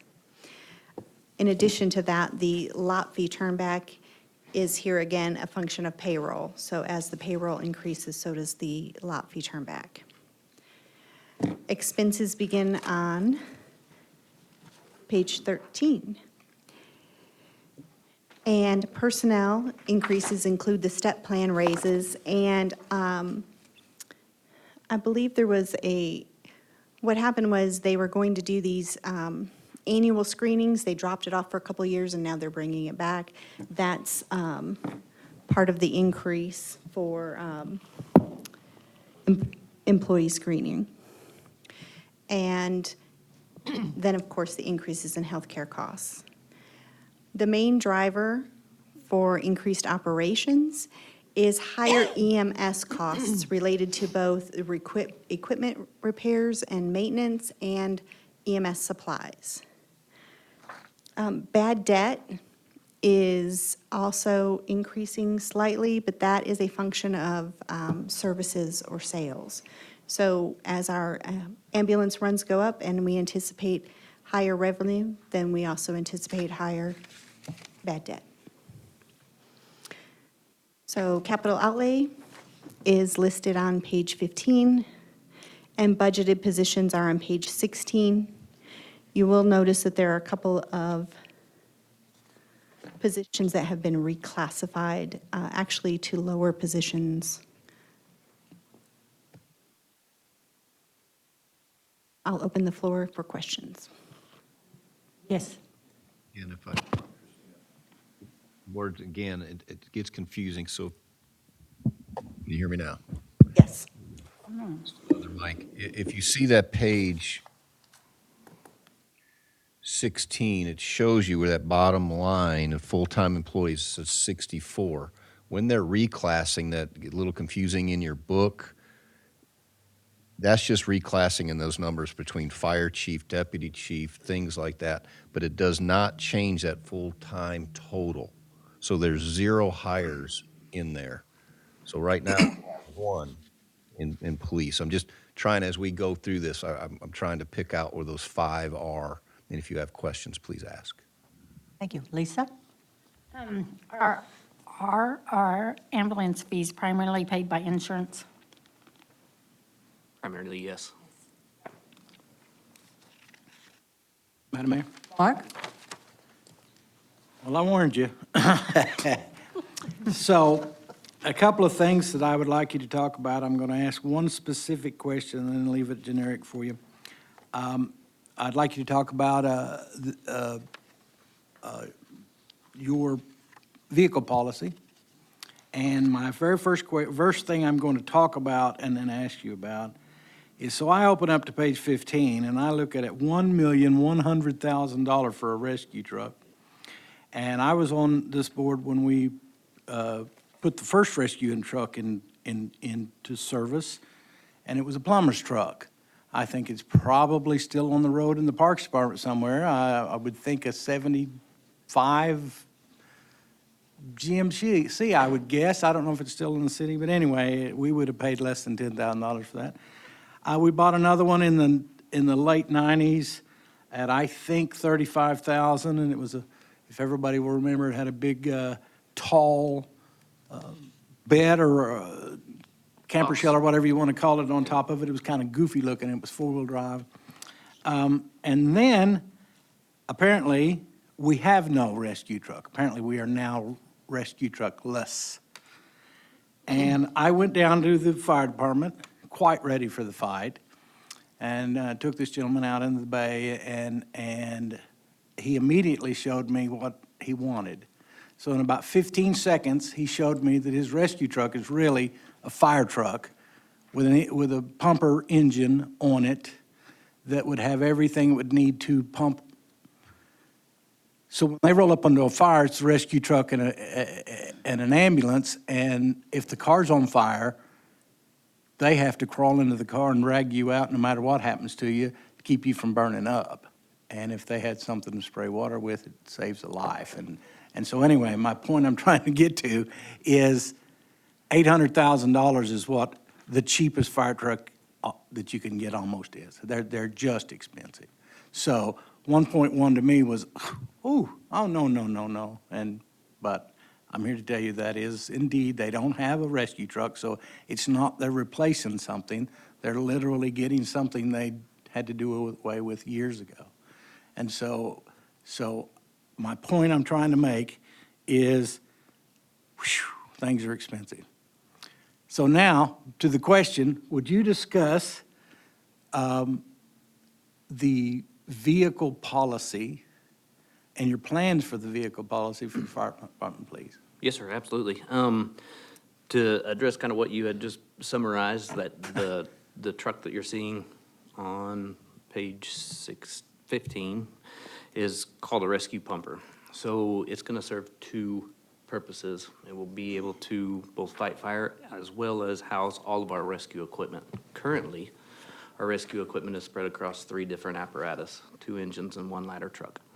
So we can consolidate all that equipment onto one truck as well as dual purpose it. So if we did roll up on a MVC or a car wreck that we needed suppression capabilities, we can perform that function with this truck. The replacement program that I think you're referring to is what we've been discussing at a command staff level, and that is, when do we replace these trucks? When do we move our frontline apparatus to a reserve status, or and when do we have to replace these? And so far what we're looking at is about every 12 years we can replace one of our ladders or one of our engines, or this rescue pumper. And then our ambulances, it's looking like about 5 years. Every 5 years we can replace that. The goal in doing that is to get these kind of staggered. Right now we have 3 trucks. We have 2 engines in our ladder that were all purchased at the same time. So inevitably, those are all going to go out or need to be replaced at the same time. So to stagger that purchase in those trucks, instead of having to buy 3 at one time, we could buy 1 now, wait a year, maybe buy another one, and that way they don't all come due at the same time. And we'll try to implement this replacement program to alleviate that potential problem moving forward. Thank you. So a more industry standard that is out there that other departments have tried and trued, and so you can see when we do these yearly budgets, he could present us a 10-year or, a 10 or 12-year plan. Okay, well, in 3 years, you're doing this, and in 3 years, so it gives us a structured plan rather than a surprise like I got this year, so. Yes, sir. Yeah, that's the goal, and that's what we want to be able to do. We want to be able to present to you a 5 or 10-year plan for the fire department, what our outlook is, what our needs are going to be, and by doing that with our vehicles, which will be, our highest big-ticket items, if you will, we'll be able to kind of plug that into that 5 and 10-year plan to show you all, and that way the board and the city knows exactly when those purchases will be coming due before they happen, so eliminate the surprise, we need a fire truck conversation. Madam Mayor? Yes, You know, David? Thank you, Madam Mayor. Thank you, Chief, for being here. What you were just describing, being able to house all of the emergency equipment, what do you do if you have two situations? There's a So- second situation comes up that requires the emergency equipment. Absolutely. So what I'm primarily talking about is with Highway 412 being the second busiest highway into the state, right? We have a lot of heavy, big rig traffic, right? Semis, things of that nature. We've been kind of slowly over the last couple of years buying rescue equipment that can facilitate those rescues or those extrications, if you will. So that heavy stuff will be mainly on this bigger rescue truck is where that's gonna house. We will also have extrication equipment on other apparatus as well, so that we can affect two different incidents at the same time. You said it was over three, but this one would house all of it. I was wanting to make sure. We're gonna keep other rescue Okay. equipment on our other apparatus as well, in the event that we need them. Yes, sir. Good question. The other question I had actually was under administration, but it had been previously handled with fire, so I'm going to bring it up to you on the outdoor warning sirens, the tornado sirens. I still don't believe we have enough. We simply replaced the ones that we had before and placed them in the very same spots as before. I think there's still some blank spots. There's a little overlap. But I'm really requesting if there's any way to change the sound of the ones we have. They sound like police cars in France during a Pink Panther movie. And it doesn't have any sense of emergency or priority. I don't know if there's a way to, I mean, it used to sound more appropriate, but now it's like that, wee-oo, wee-oo. And people are like, what's going on? Are they making a movie or what? So it really does sound odd. So if there's any way to do it, but I would like us to consider in the future, maybe adding one or two in some other places. I was the only one that was against putting one at the kayak park because I thought, who's going to be out there if there's a tornado? But that's here nor there.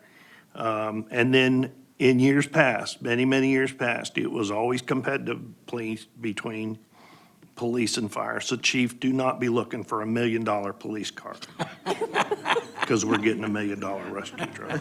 And I'm sure you could probably find one if you want.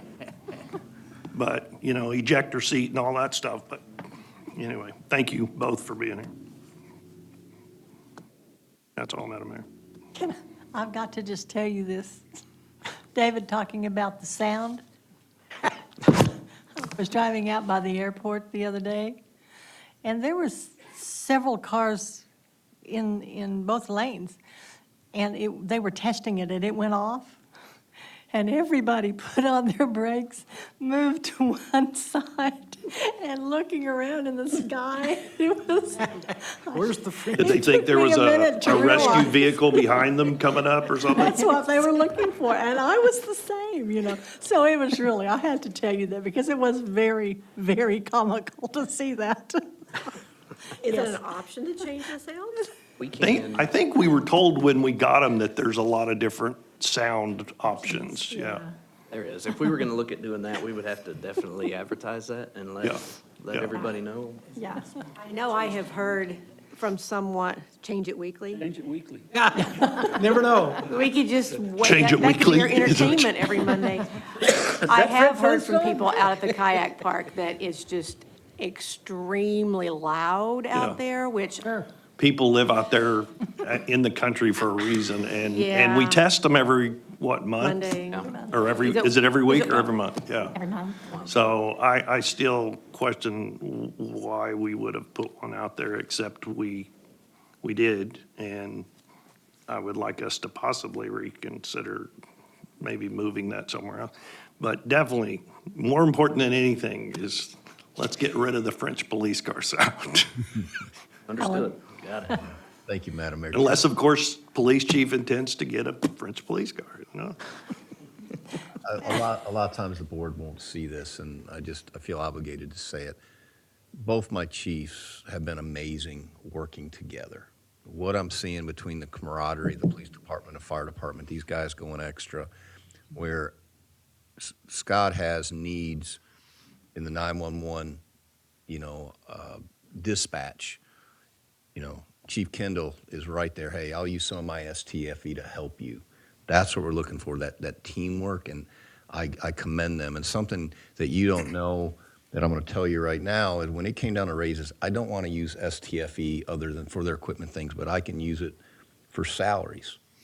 They're actually letting me, well, not letting me, they're working with me that they're going to do 300,000 of their STFE, their, split to help with the budget because they thought raises for the rest of the city that they could help. So I commend them for that. They didn't fight me at all on it. I appreciate it because they know how important it is to be able, because I know they have needs, but that's how we work together, and then I'm really proud of that. So I just want to thank both of them for that. So you may not see that in your budget, but I'm telling you, some of that money, they're actually paying for some of their step increase where I can use the other money to help with the other raise.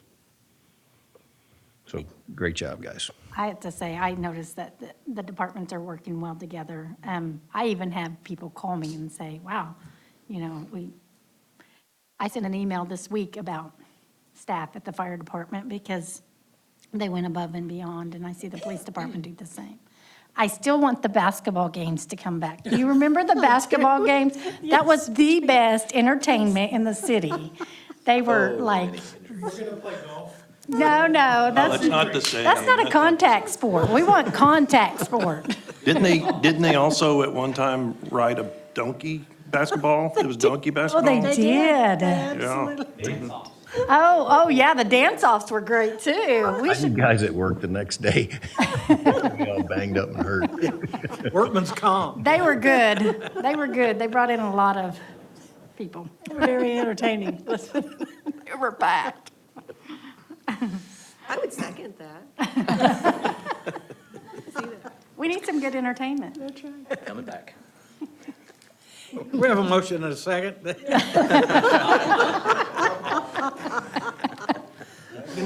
Megan's going to work on donkey basketball, Firebirds and police.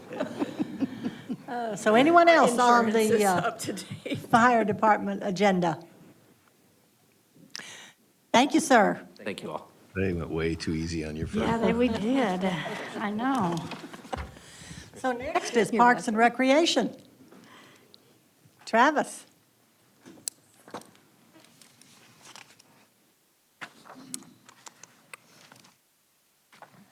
So Parks revenue begins on page 17, and the revenue is declining mainly due to the Walton Family Foundation grants for trees in the prior year.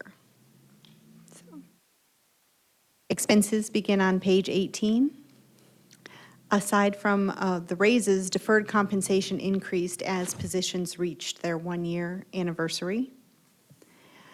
Overall, operations are in line with prior year, but this does include some significant line item changes, including maximum golf fees and projected annual loss. There's also added maintenance of baseball fields, inspection of the kayak park, and top dressing for the soccer complex. FAC operations increased mainly due to supplies and maintenance, and half of the total increase is for replacing broken tables and furniture at the pool. Capital outlay is listed on page 20, and budgeted positions are on page 22. Again, there's no increase in the total number of employees in this department, but there is one reclass from a maintenance tech to an athletic coordinator. So with that, we're open for questions. Madam Directors, Mayor? Betsy? So you got rid of recreation technician and then added a new position of athletic coordinator. Why, I guess? Sure. Yeah. The reclass better reflects what that employee has already been doing. So he has been mainly responsible for coordinating all of our adult and youth sports activities. And so we thought that reclassifying that position from recreation technician to more what he's actually doing as athletic coordination would better reflect, one, what he's doing, and two, where we hope to take that position in the future. Okay, thank you. Does is sometimes better defines their job description. So I assume like pay and everything's the same, it's just you dropped one position and added a new position? I have not seen the pay increase. I assume it will go up some, but I'm not 100% sure what that will go to. Okay. Since we didn't really do much with the budget last year, look at things, I was wondering, I noticed, well, in 2023, for areas, that now to have the medians mowed, but we also added 3 new mowers, and I was just curious, not equipment, but people to Sure. mow. Yeah, I just wondered what the difference was. So those would be seasonal employees. And in the past, the city had worked just with a temp agency. So we would get temporary employees who might come for a day or 2 days. And we were having a difficult time keeping regular seasonal employees through the season. So this year, we moved over to hiring actual seasonal employees that we would hope to get, college or high school age kids that we'd hope to get back year after year instead of going with the temp agency. And it worked really well for us. Okay, good. So just a different, pretty much the same cost, just different way to classify those employees. Yeah. How about, last year you added 3 new positions, parks maintenance lead. What was that about? Sure. The way that our maintenance crew is split up, we have 3 different teams that cover different parts of town. And there had been 3 individuals who were serving unofficially as crew leads for those separate areas of town. So they have a crew of 2 to 3, sometimes 4 guys under them. And they've been doing that in an informal way. With our maintenance department being pretty flat, there really hadn't been any room for growth within the department if a person wanted to stay in parks but continue to move up and make a career of it. And so creating those positions last year helped us, one, to recognize what those guys were already doing unofficially, and then provide some areas of growth within the department and hopefully retain employees longer. Thank you. Madam Mayor? Indy, and then I'll come to you, Mark. So, do we know that we're not getting the donation of trees this year? That was actually, in my understanding, reclassifying or repurposing a 2018 grant last year. Now, we're still doing trees, but not that particular project. Okay. So they will keep Popular doing program. their program. So we'll is- still do a tree Yes, so they're giveaway, going to do but- tree giveaway. They're still planting Okay. a good number of trees, but that particular project that was repurposing a 2018 grant wrapped up this year. Okay, perfect. And then I saw that you have a budget request for park benches, and I think I remember at one time, maybe the city of Siloam being asked to provide some benches on the Woka Trail, on the Arkansas side of the Woka Trail. Is that still something that we're thinking about doing? Ideally, we did apply for a grant for it earlier this year, did not receive that grant. Quarterly grant? So we we'll. can keep reapplying? We'll keep reapplying for that. Okay, We do have, we have hundreds of benches, most of which were put in the early 2000s when the Dogwood Springs Trail was constructed, and I'd say the majority of those are at end of life. They're about $6,000 a piece. Okay. So to just slowly start replacing some of our worst benches Okay. would be the goal. well, for and we this. definitely need those in town, but it would be nice to have some benches along the Woka Trail, especially when you're coming back up the hill. I agree. Nice little break, take my lunch, sit there. Anyway, no, that's just something I remember us talking about at some Yes. point, so. So we I'd will like continue see us be to able do apply at for some that point. grant. Okay, great, thank you. Alan, did you want to say something before I go to Mark? Just real quick, when you're hearing the reclass and $1 here, 50 cents a dollar, those are those employees that are in that 1685 to 19 category. And this is a way to set up succession plans for the future growth. And that's the way we give bumps inside those departments. We give them more to do and supervisory roles and stuff. When Travis was talking, I just wanted to make sure you understood that. Thank you. Mark? Yes, could you explain to me what the payments to contractors for $130,500 is? Yes, sir. So the majority of that is for mowing of all of the right-of-ways and medians on 412, Progress, Sioux Anglin, Tahlequah, and a couple other spots.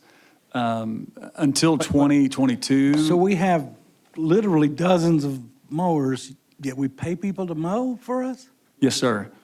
So until 2022, the Parks Department had done that in-house, but it was meaning we weren't getting to the parks we needed to mow.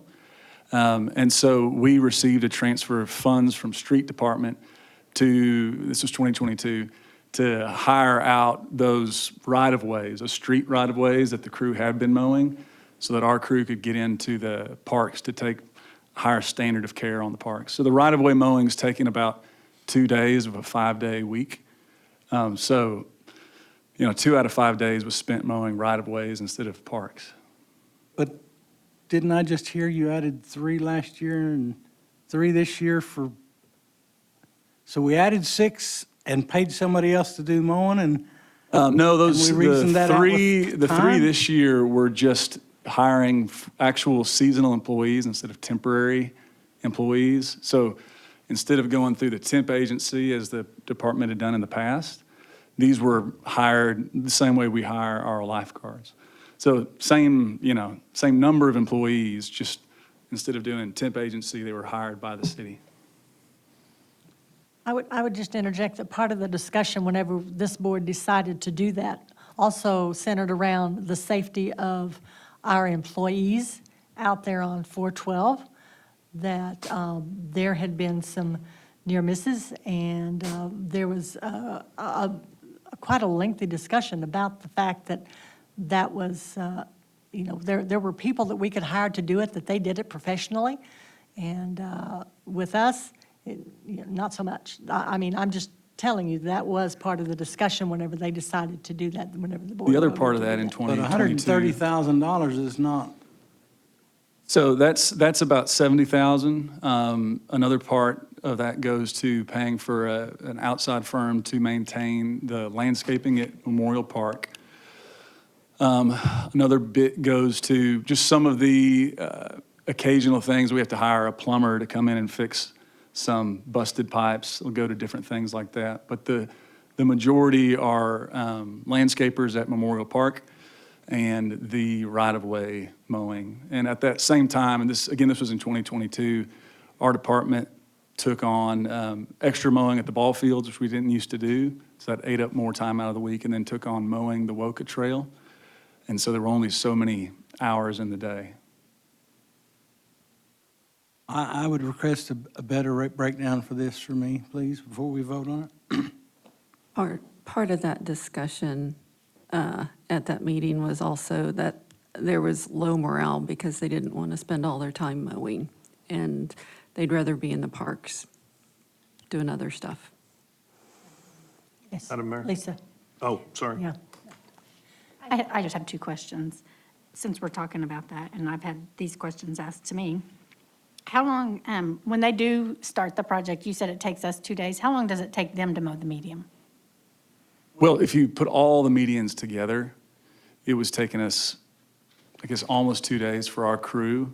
Now, they've got a bigger crew, so they do it faster. They do it in one day. It takes them about a full day. They break it up. The highway takes about 5 hours. Okay. That's what I specifically asked about. I've been asking about Yeah. that. And the other question I've been asked about, and I don't know the answer, is when our crews did it, they always put those cones out. So people you had to go to one lane, and everybody's frustrated. It seemed like it was always at the lunch hour, and we got a lot of calls on that. How come they don't have to do that? That was a choice that we made after talking with RDOT, the Highway Department. about whether that was legally required. And the conclusion was it wasn't legally required. There are pros and cons to doing both. With that one lane separation, there is a good chance that people will, honor that and move over, but it was creating places where people had to try to merge quickly. So that was causing other potential hazards rather than just to workers. And then the other part is sometimes having that extra lane gives you a false sense of security. So you would get further out into the road, sort of feeling like I might be all right.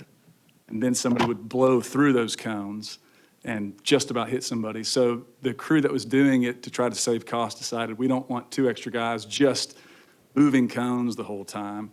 We'll just stay on the median. We'll put out the big signs at every end. And so far, it's worked well. So they've had no incidents? Okay. Jason, I think Yes, you ma'am. have. I also wanted to add, besides the safety of the vehicles going by, but it's also our crews not potentially breaking a windshield or throwing a rock out into 412 as well. Again, these, like Travis said, they're professionals, so their equipment is more centered around that safety aspect of the debris going into the road. But the road issue is something that we would have to deal with as well, and I'm sure Chief here can elaborate on the safety of that. Well, just as you guys know, you guys passed the city ordinance about the grass clippings going into streets and stuff like that. So our crews were actually violating our own ordinance because we didn't have the proper equipment to keep the grass within the medians and everything while they were mowing, where the other crews do, as well as the other liabilities that go with them being out on the center of 412, which this has seemed to mitigate a lot of the complaints that we were receiving as well. So are we buying our crews the adequate equipment then? It's different equipment altogether, Ms. Lisa, to be honest with you. It's the way that they're cutting and going through there, their equipment's not the same. We would have to buy different equipment just to go out there, to even retrofit the equipment that we would need, if that makes sense.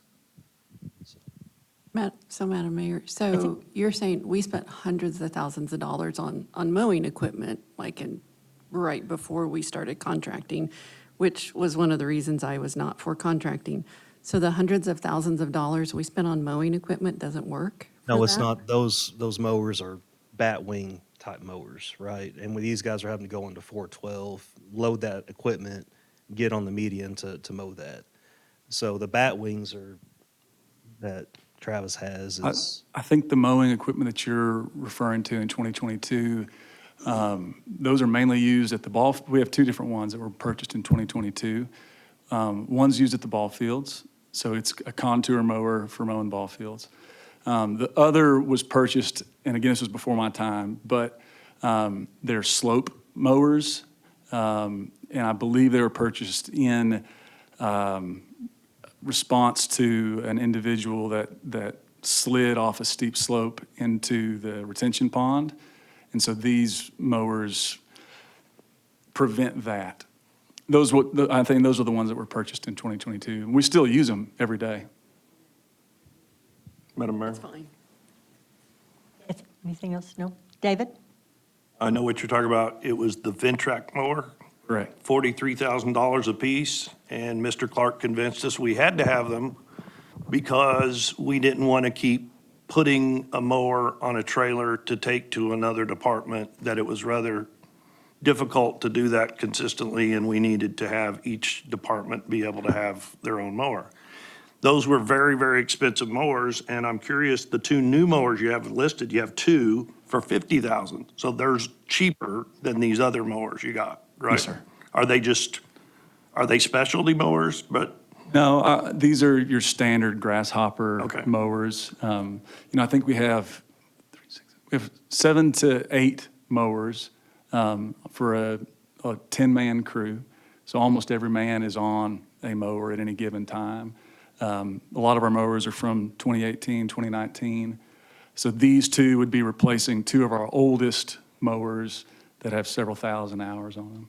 I recall when the gentleman slid down, the very first thing that I brought up when I joined this board in January 2021 was putting a guardrail all the way around that pond, and we finally got it. And when I asked that it continue to go all the way around, I was shut down on that. And if we had done it all the way around, he would not have slid into the pond. I still believe we need to complete the rest of that guardrail in some department somewhere because of the potential danger in that. The other question I had, Travis, when you say Dogwood Springs Trail repair for, is it 45,000? Yes, sir. What is it that has to be repaired? So we have approximately 13 miles of the trail. It's about 20 years old now. And so, of course, over 20 years, a lot of that has gotten tree roots grown up in it. So this would be just to repair a couple of the worst sections that have been damaged by tree roots. We I have, tend to think of Dogwood Springs around JBU, but it's not just around JBU. no, It's all no, over. it's all over town. So the two worst sections right now are at Bob Henry Park near the dog park.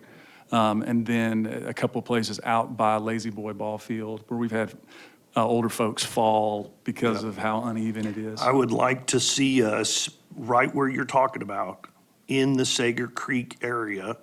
There's fallen trees, there's overgrowth.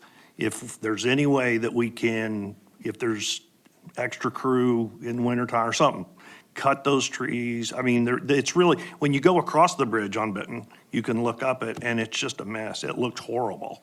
And I'm not just talking about, the look of it is, you don't want kids getting down there and getting hurt. It's just overgrown and there's a lot of trees that have fallen and crossed it. And so if there's any, we've done a good job on the other side of the bridge, but I'm just saying the one that's towards the dog park, along Sager Creek. Sure. Yeah.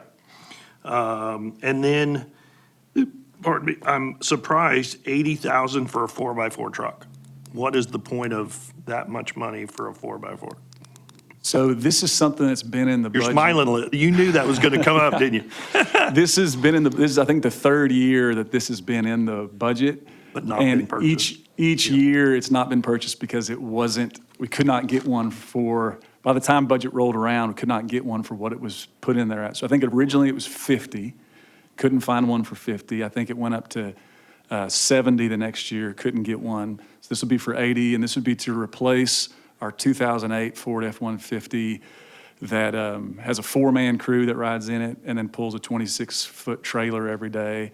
And I'll say, if you could see it trying to make it across Lincoln Street right now, coming from the ball fields, it's a cross your fingers and hope. So this would be to replace that truck. I would just suggest that when you get in those positions, any department, where you can't get it for what we have in the budget by 4,000 or 5,000, then you come to the city administrator and said, can we squeeze just a little more, and go to the board if we have to, because you don't want to not have it when you need it, when it's been budgeted. I mean, 95% of the money that you'd have to spend is in the budget. Sure. And I know what you're talking about. It's because of COVID, everything's up in the air when you can't always know that flat amount budgeted is going to definitely get that price. So, and then the last thing, I just had a question on, you just mentioned hiring a company to maintain Memorial Park. Why do we not do that ourselves? The main The reason- landscape is Sure, what the I got. landscaping. Yeah. A couple of reasons. Because during the growing season, when all of our guys are the busiest, that's a pretty labor-intensive park to maintain. So, whenever the landscaping crew comes to do it, they're bringing usually about 5 or 6 guys, which is what it takes to try to knock it out in a reasonable amount of time. If we were to staff up, we're only paying them for a small part of the year. If we were to try to staff up full-time to have enough guys during the busiest time of the year to do it, the cost to do that would be a lot more expensive than hiring them for a short time with their big crew that runs around and does all these commercial properties. Do they then maintain it through the summer? Correct. So Okay. they maintain it from March to November. And that, does this money, or in the beginning, when you were talking about, include like replacements of dead plants? No, or- this is no? just the kind of like annual or every other week weeding, spraying, that kind of stuff. Okay. And that's been in the budget since the park was built in 2019.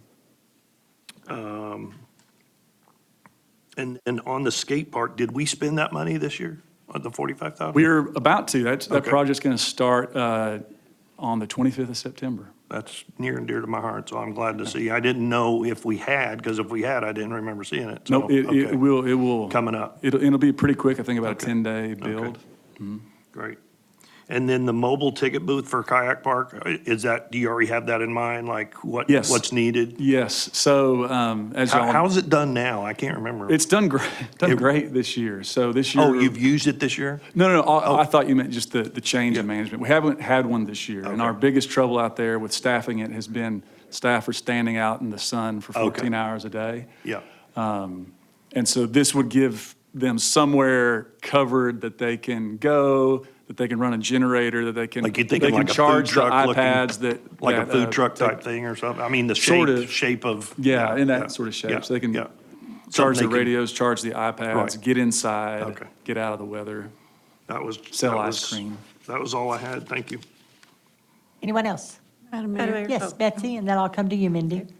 Now I'm confused. The kayak park, the mobile ticket booth, I thought we contracted with somebody to handle all of that. So they do handle the staffing, and then we handle all of the, annual maintenance and infrastructure. So this would be something that the city would own. And actually, I can think of other uses for it. But then whoever is contracting out, it would be out there on site, and they would use it for that period. So it's basically for the contractors to Correct, use. correct. Okay. Mindy?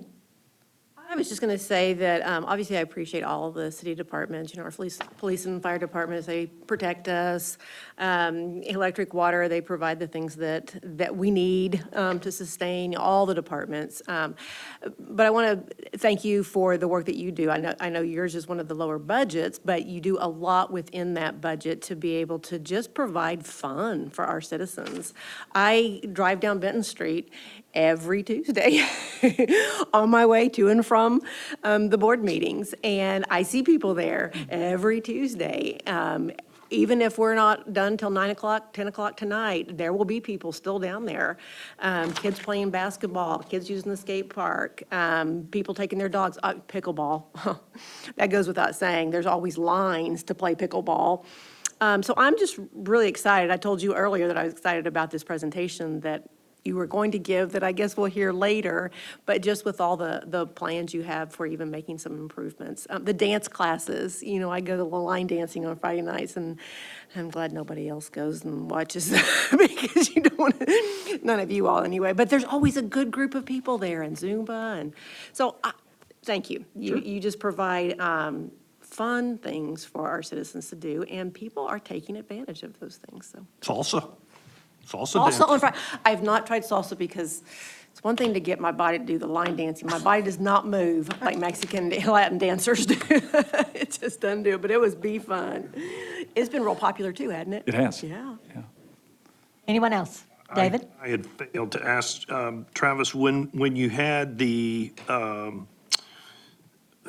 private grant, 228,000, what was that for? It's in the past, but I'm just curious. Yeah, that was the one that was initially given to the city in 2018 for trees on 412. Oh, okay, okay. And then went through a couple of iterations of design, and then it was then repurposed last year for more tree plantings throughout the parks by the Walton Family Foundation And their then, contractors. you have a big drop in sales of cemetery lots. Do you think there's gonna be fewer people dying or something? Let me see It's here. like it goes from $30,000 to $20,000, and Feel like taking their vitamins. I believe that's based on trend. I That- mean, People are currently living we're healthier. trending lower. Yeah, I need to. maybe what was it, was It there just could, fewer it looks lots? like it's based on trend. Oh, okay, okay. And then on the lifeguard certification, do we just not need any more? I mean, it dropped precipitously. It did, and that's been removed because McKee Foods has started paying for all of our lifeguard nice. certification. So. Well, a big thank you to yeah, them. thank you to That's McKee. awesome. They cover that. And the last thing I had noticed, well, not in here, but in Alan's administrator's report about uniform.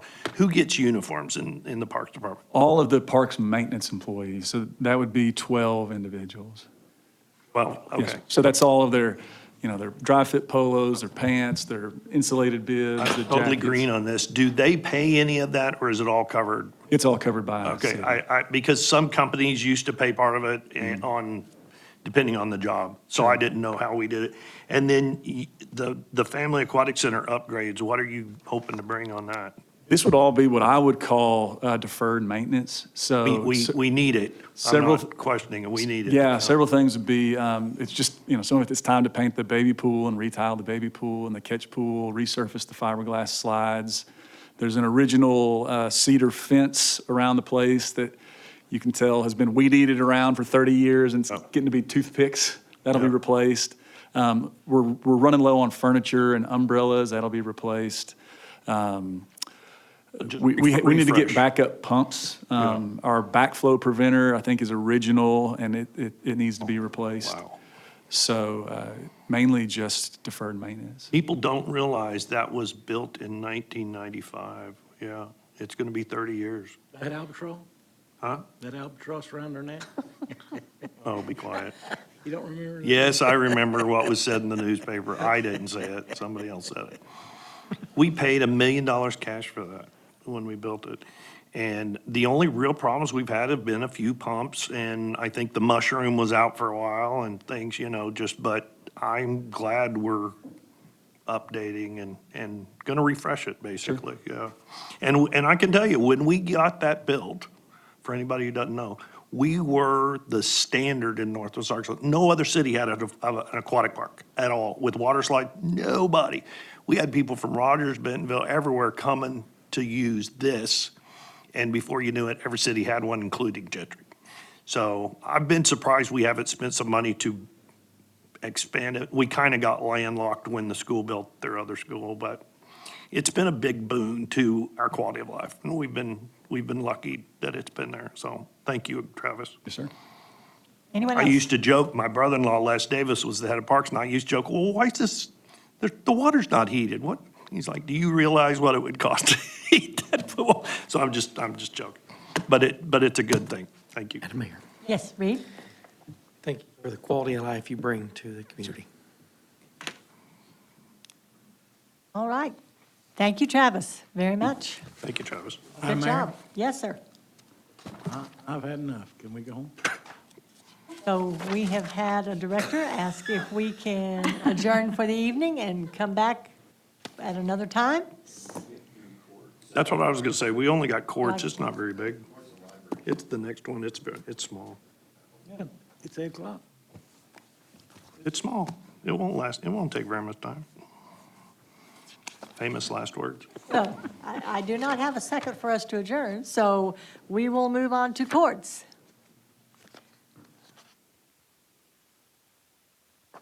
Courts revenue begins on page 22. Revenues in line with prior year. Expenses begin on page 23. Personnel increases include the raise, plus the transfer of an employee with high pay to an open position as an accommodation.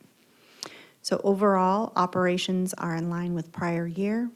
There's no capital outlay for 2025. That is on page 24, and the budgeted positions are on page 25, and there are no changes. Thank you, Christina. We were done. Anybody have any questions for court? Kevin is at the seat No and questions. ready and waiting, so. Just a little Yes. question. Yes, ma'am. Betsy. On the income, a lot of it's going down. Are people behaving, or why is, which I find hard to believe.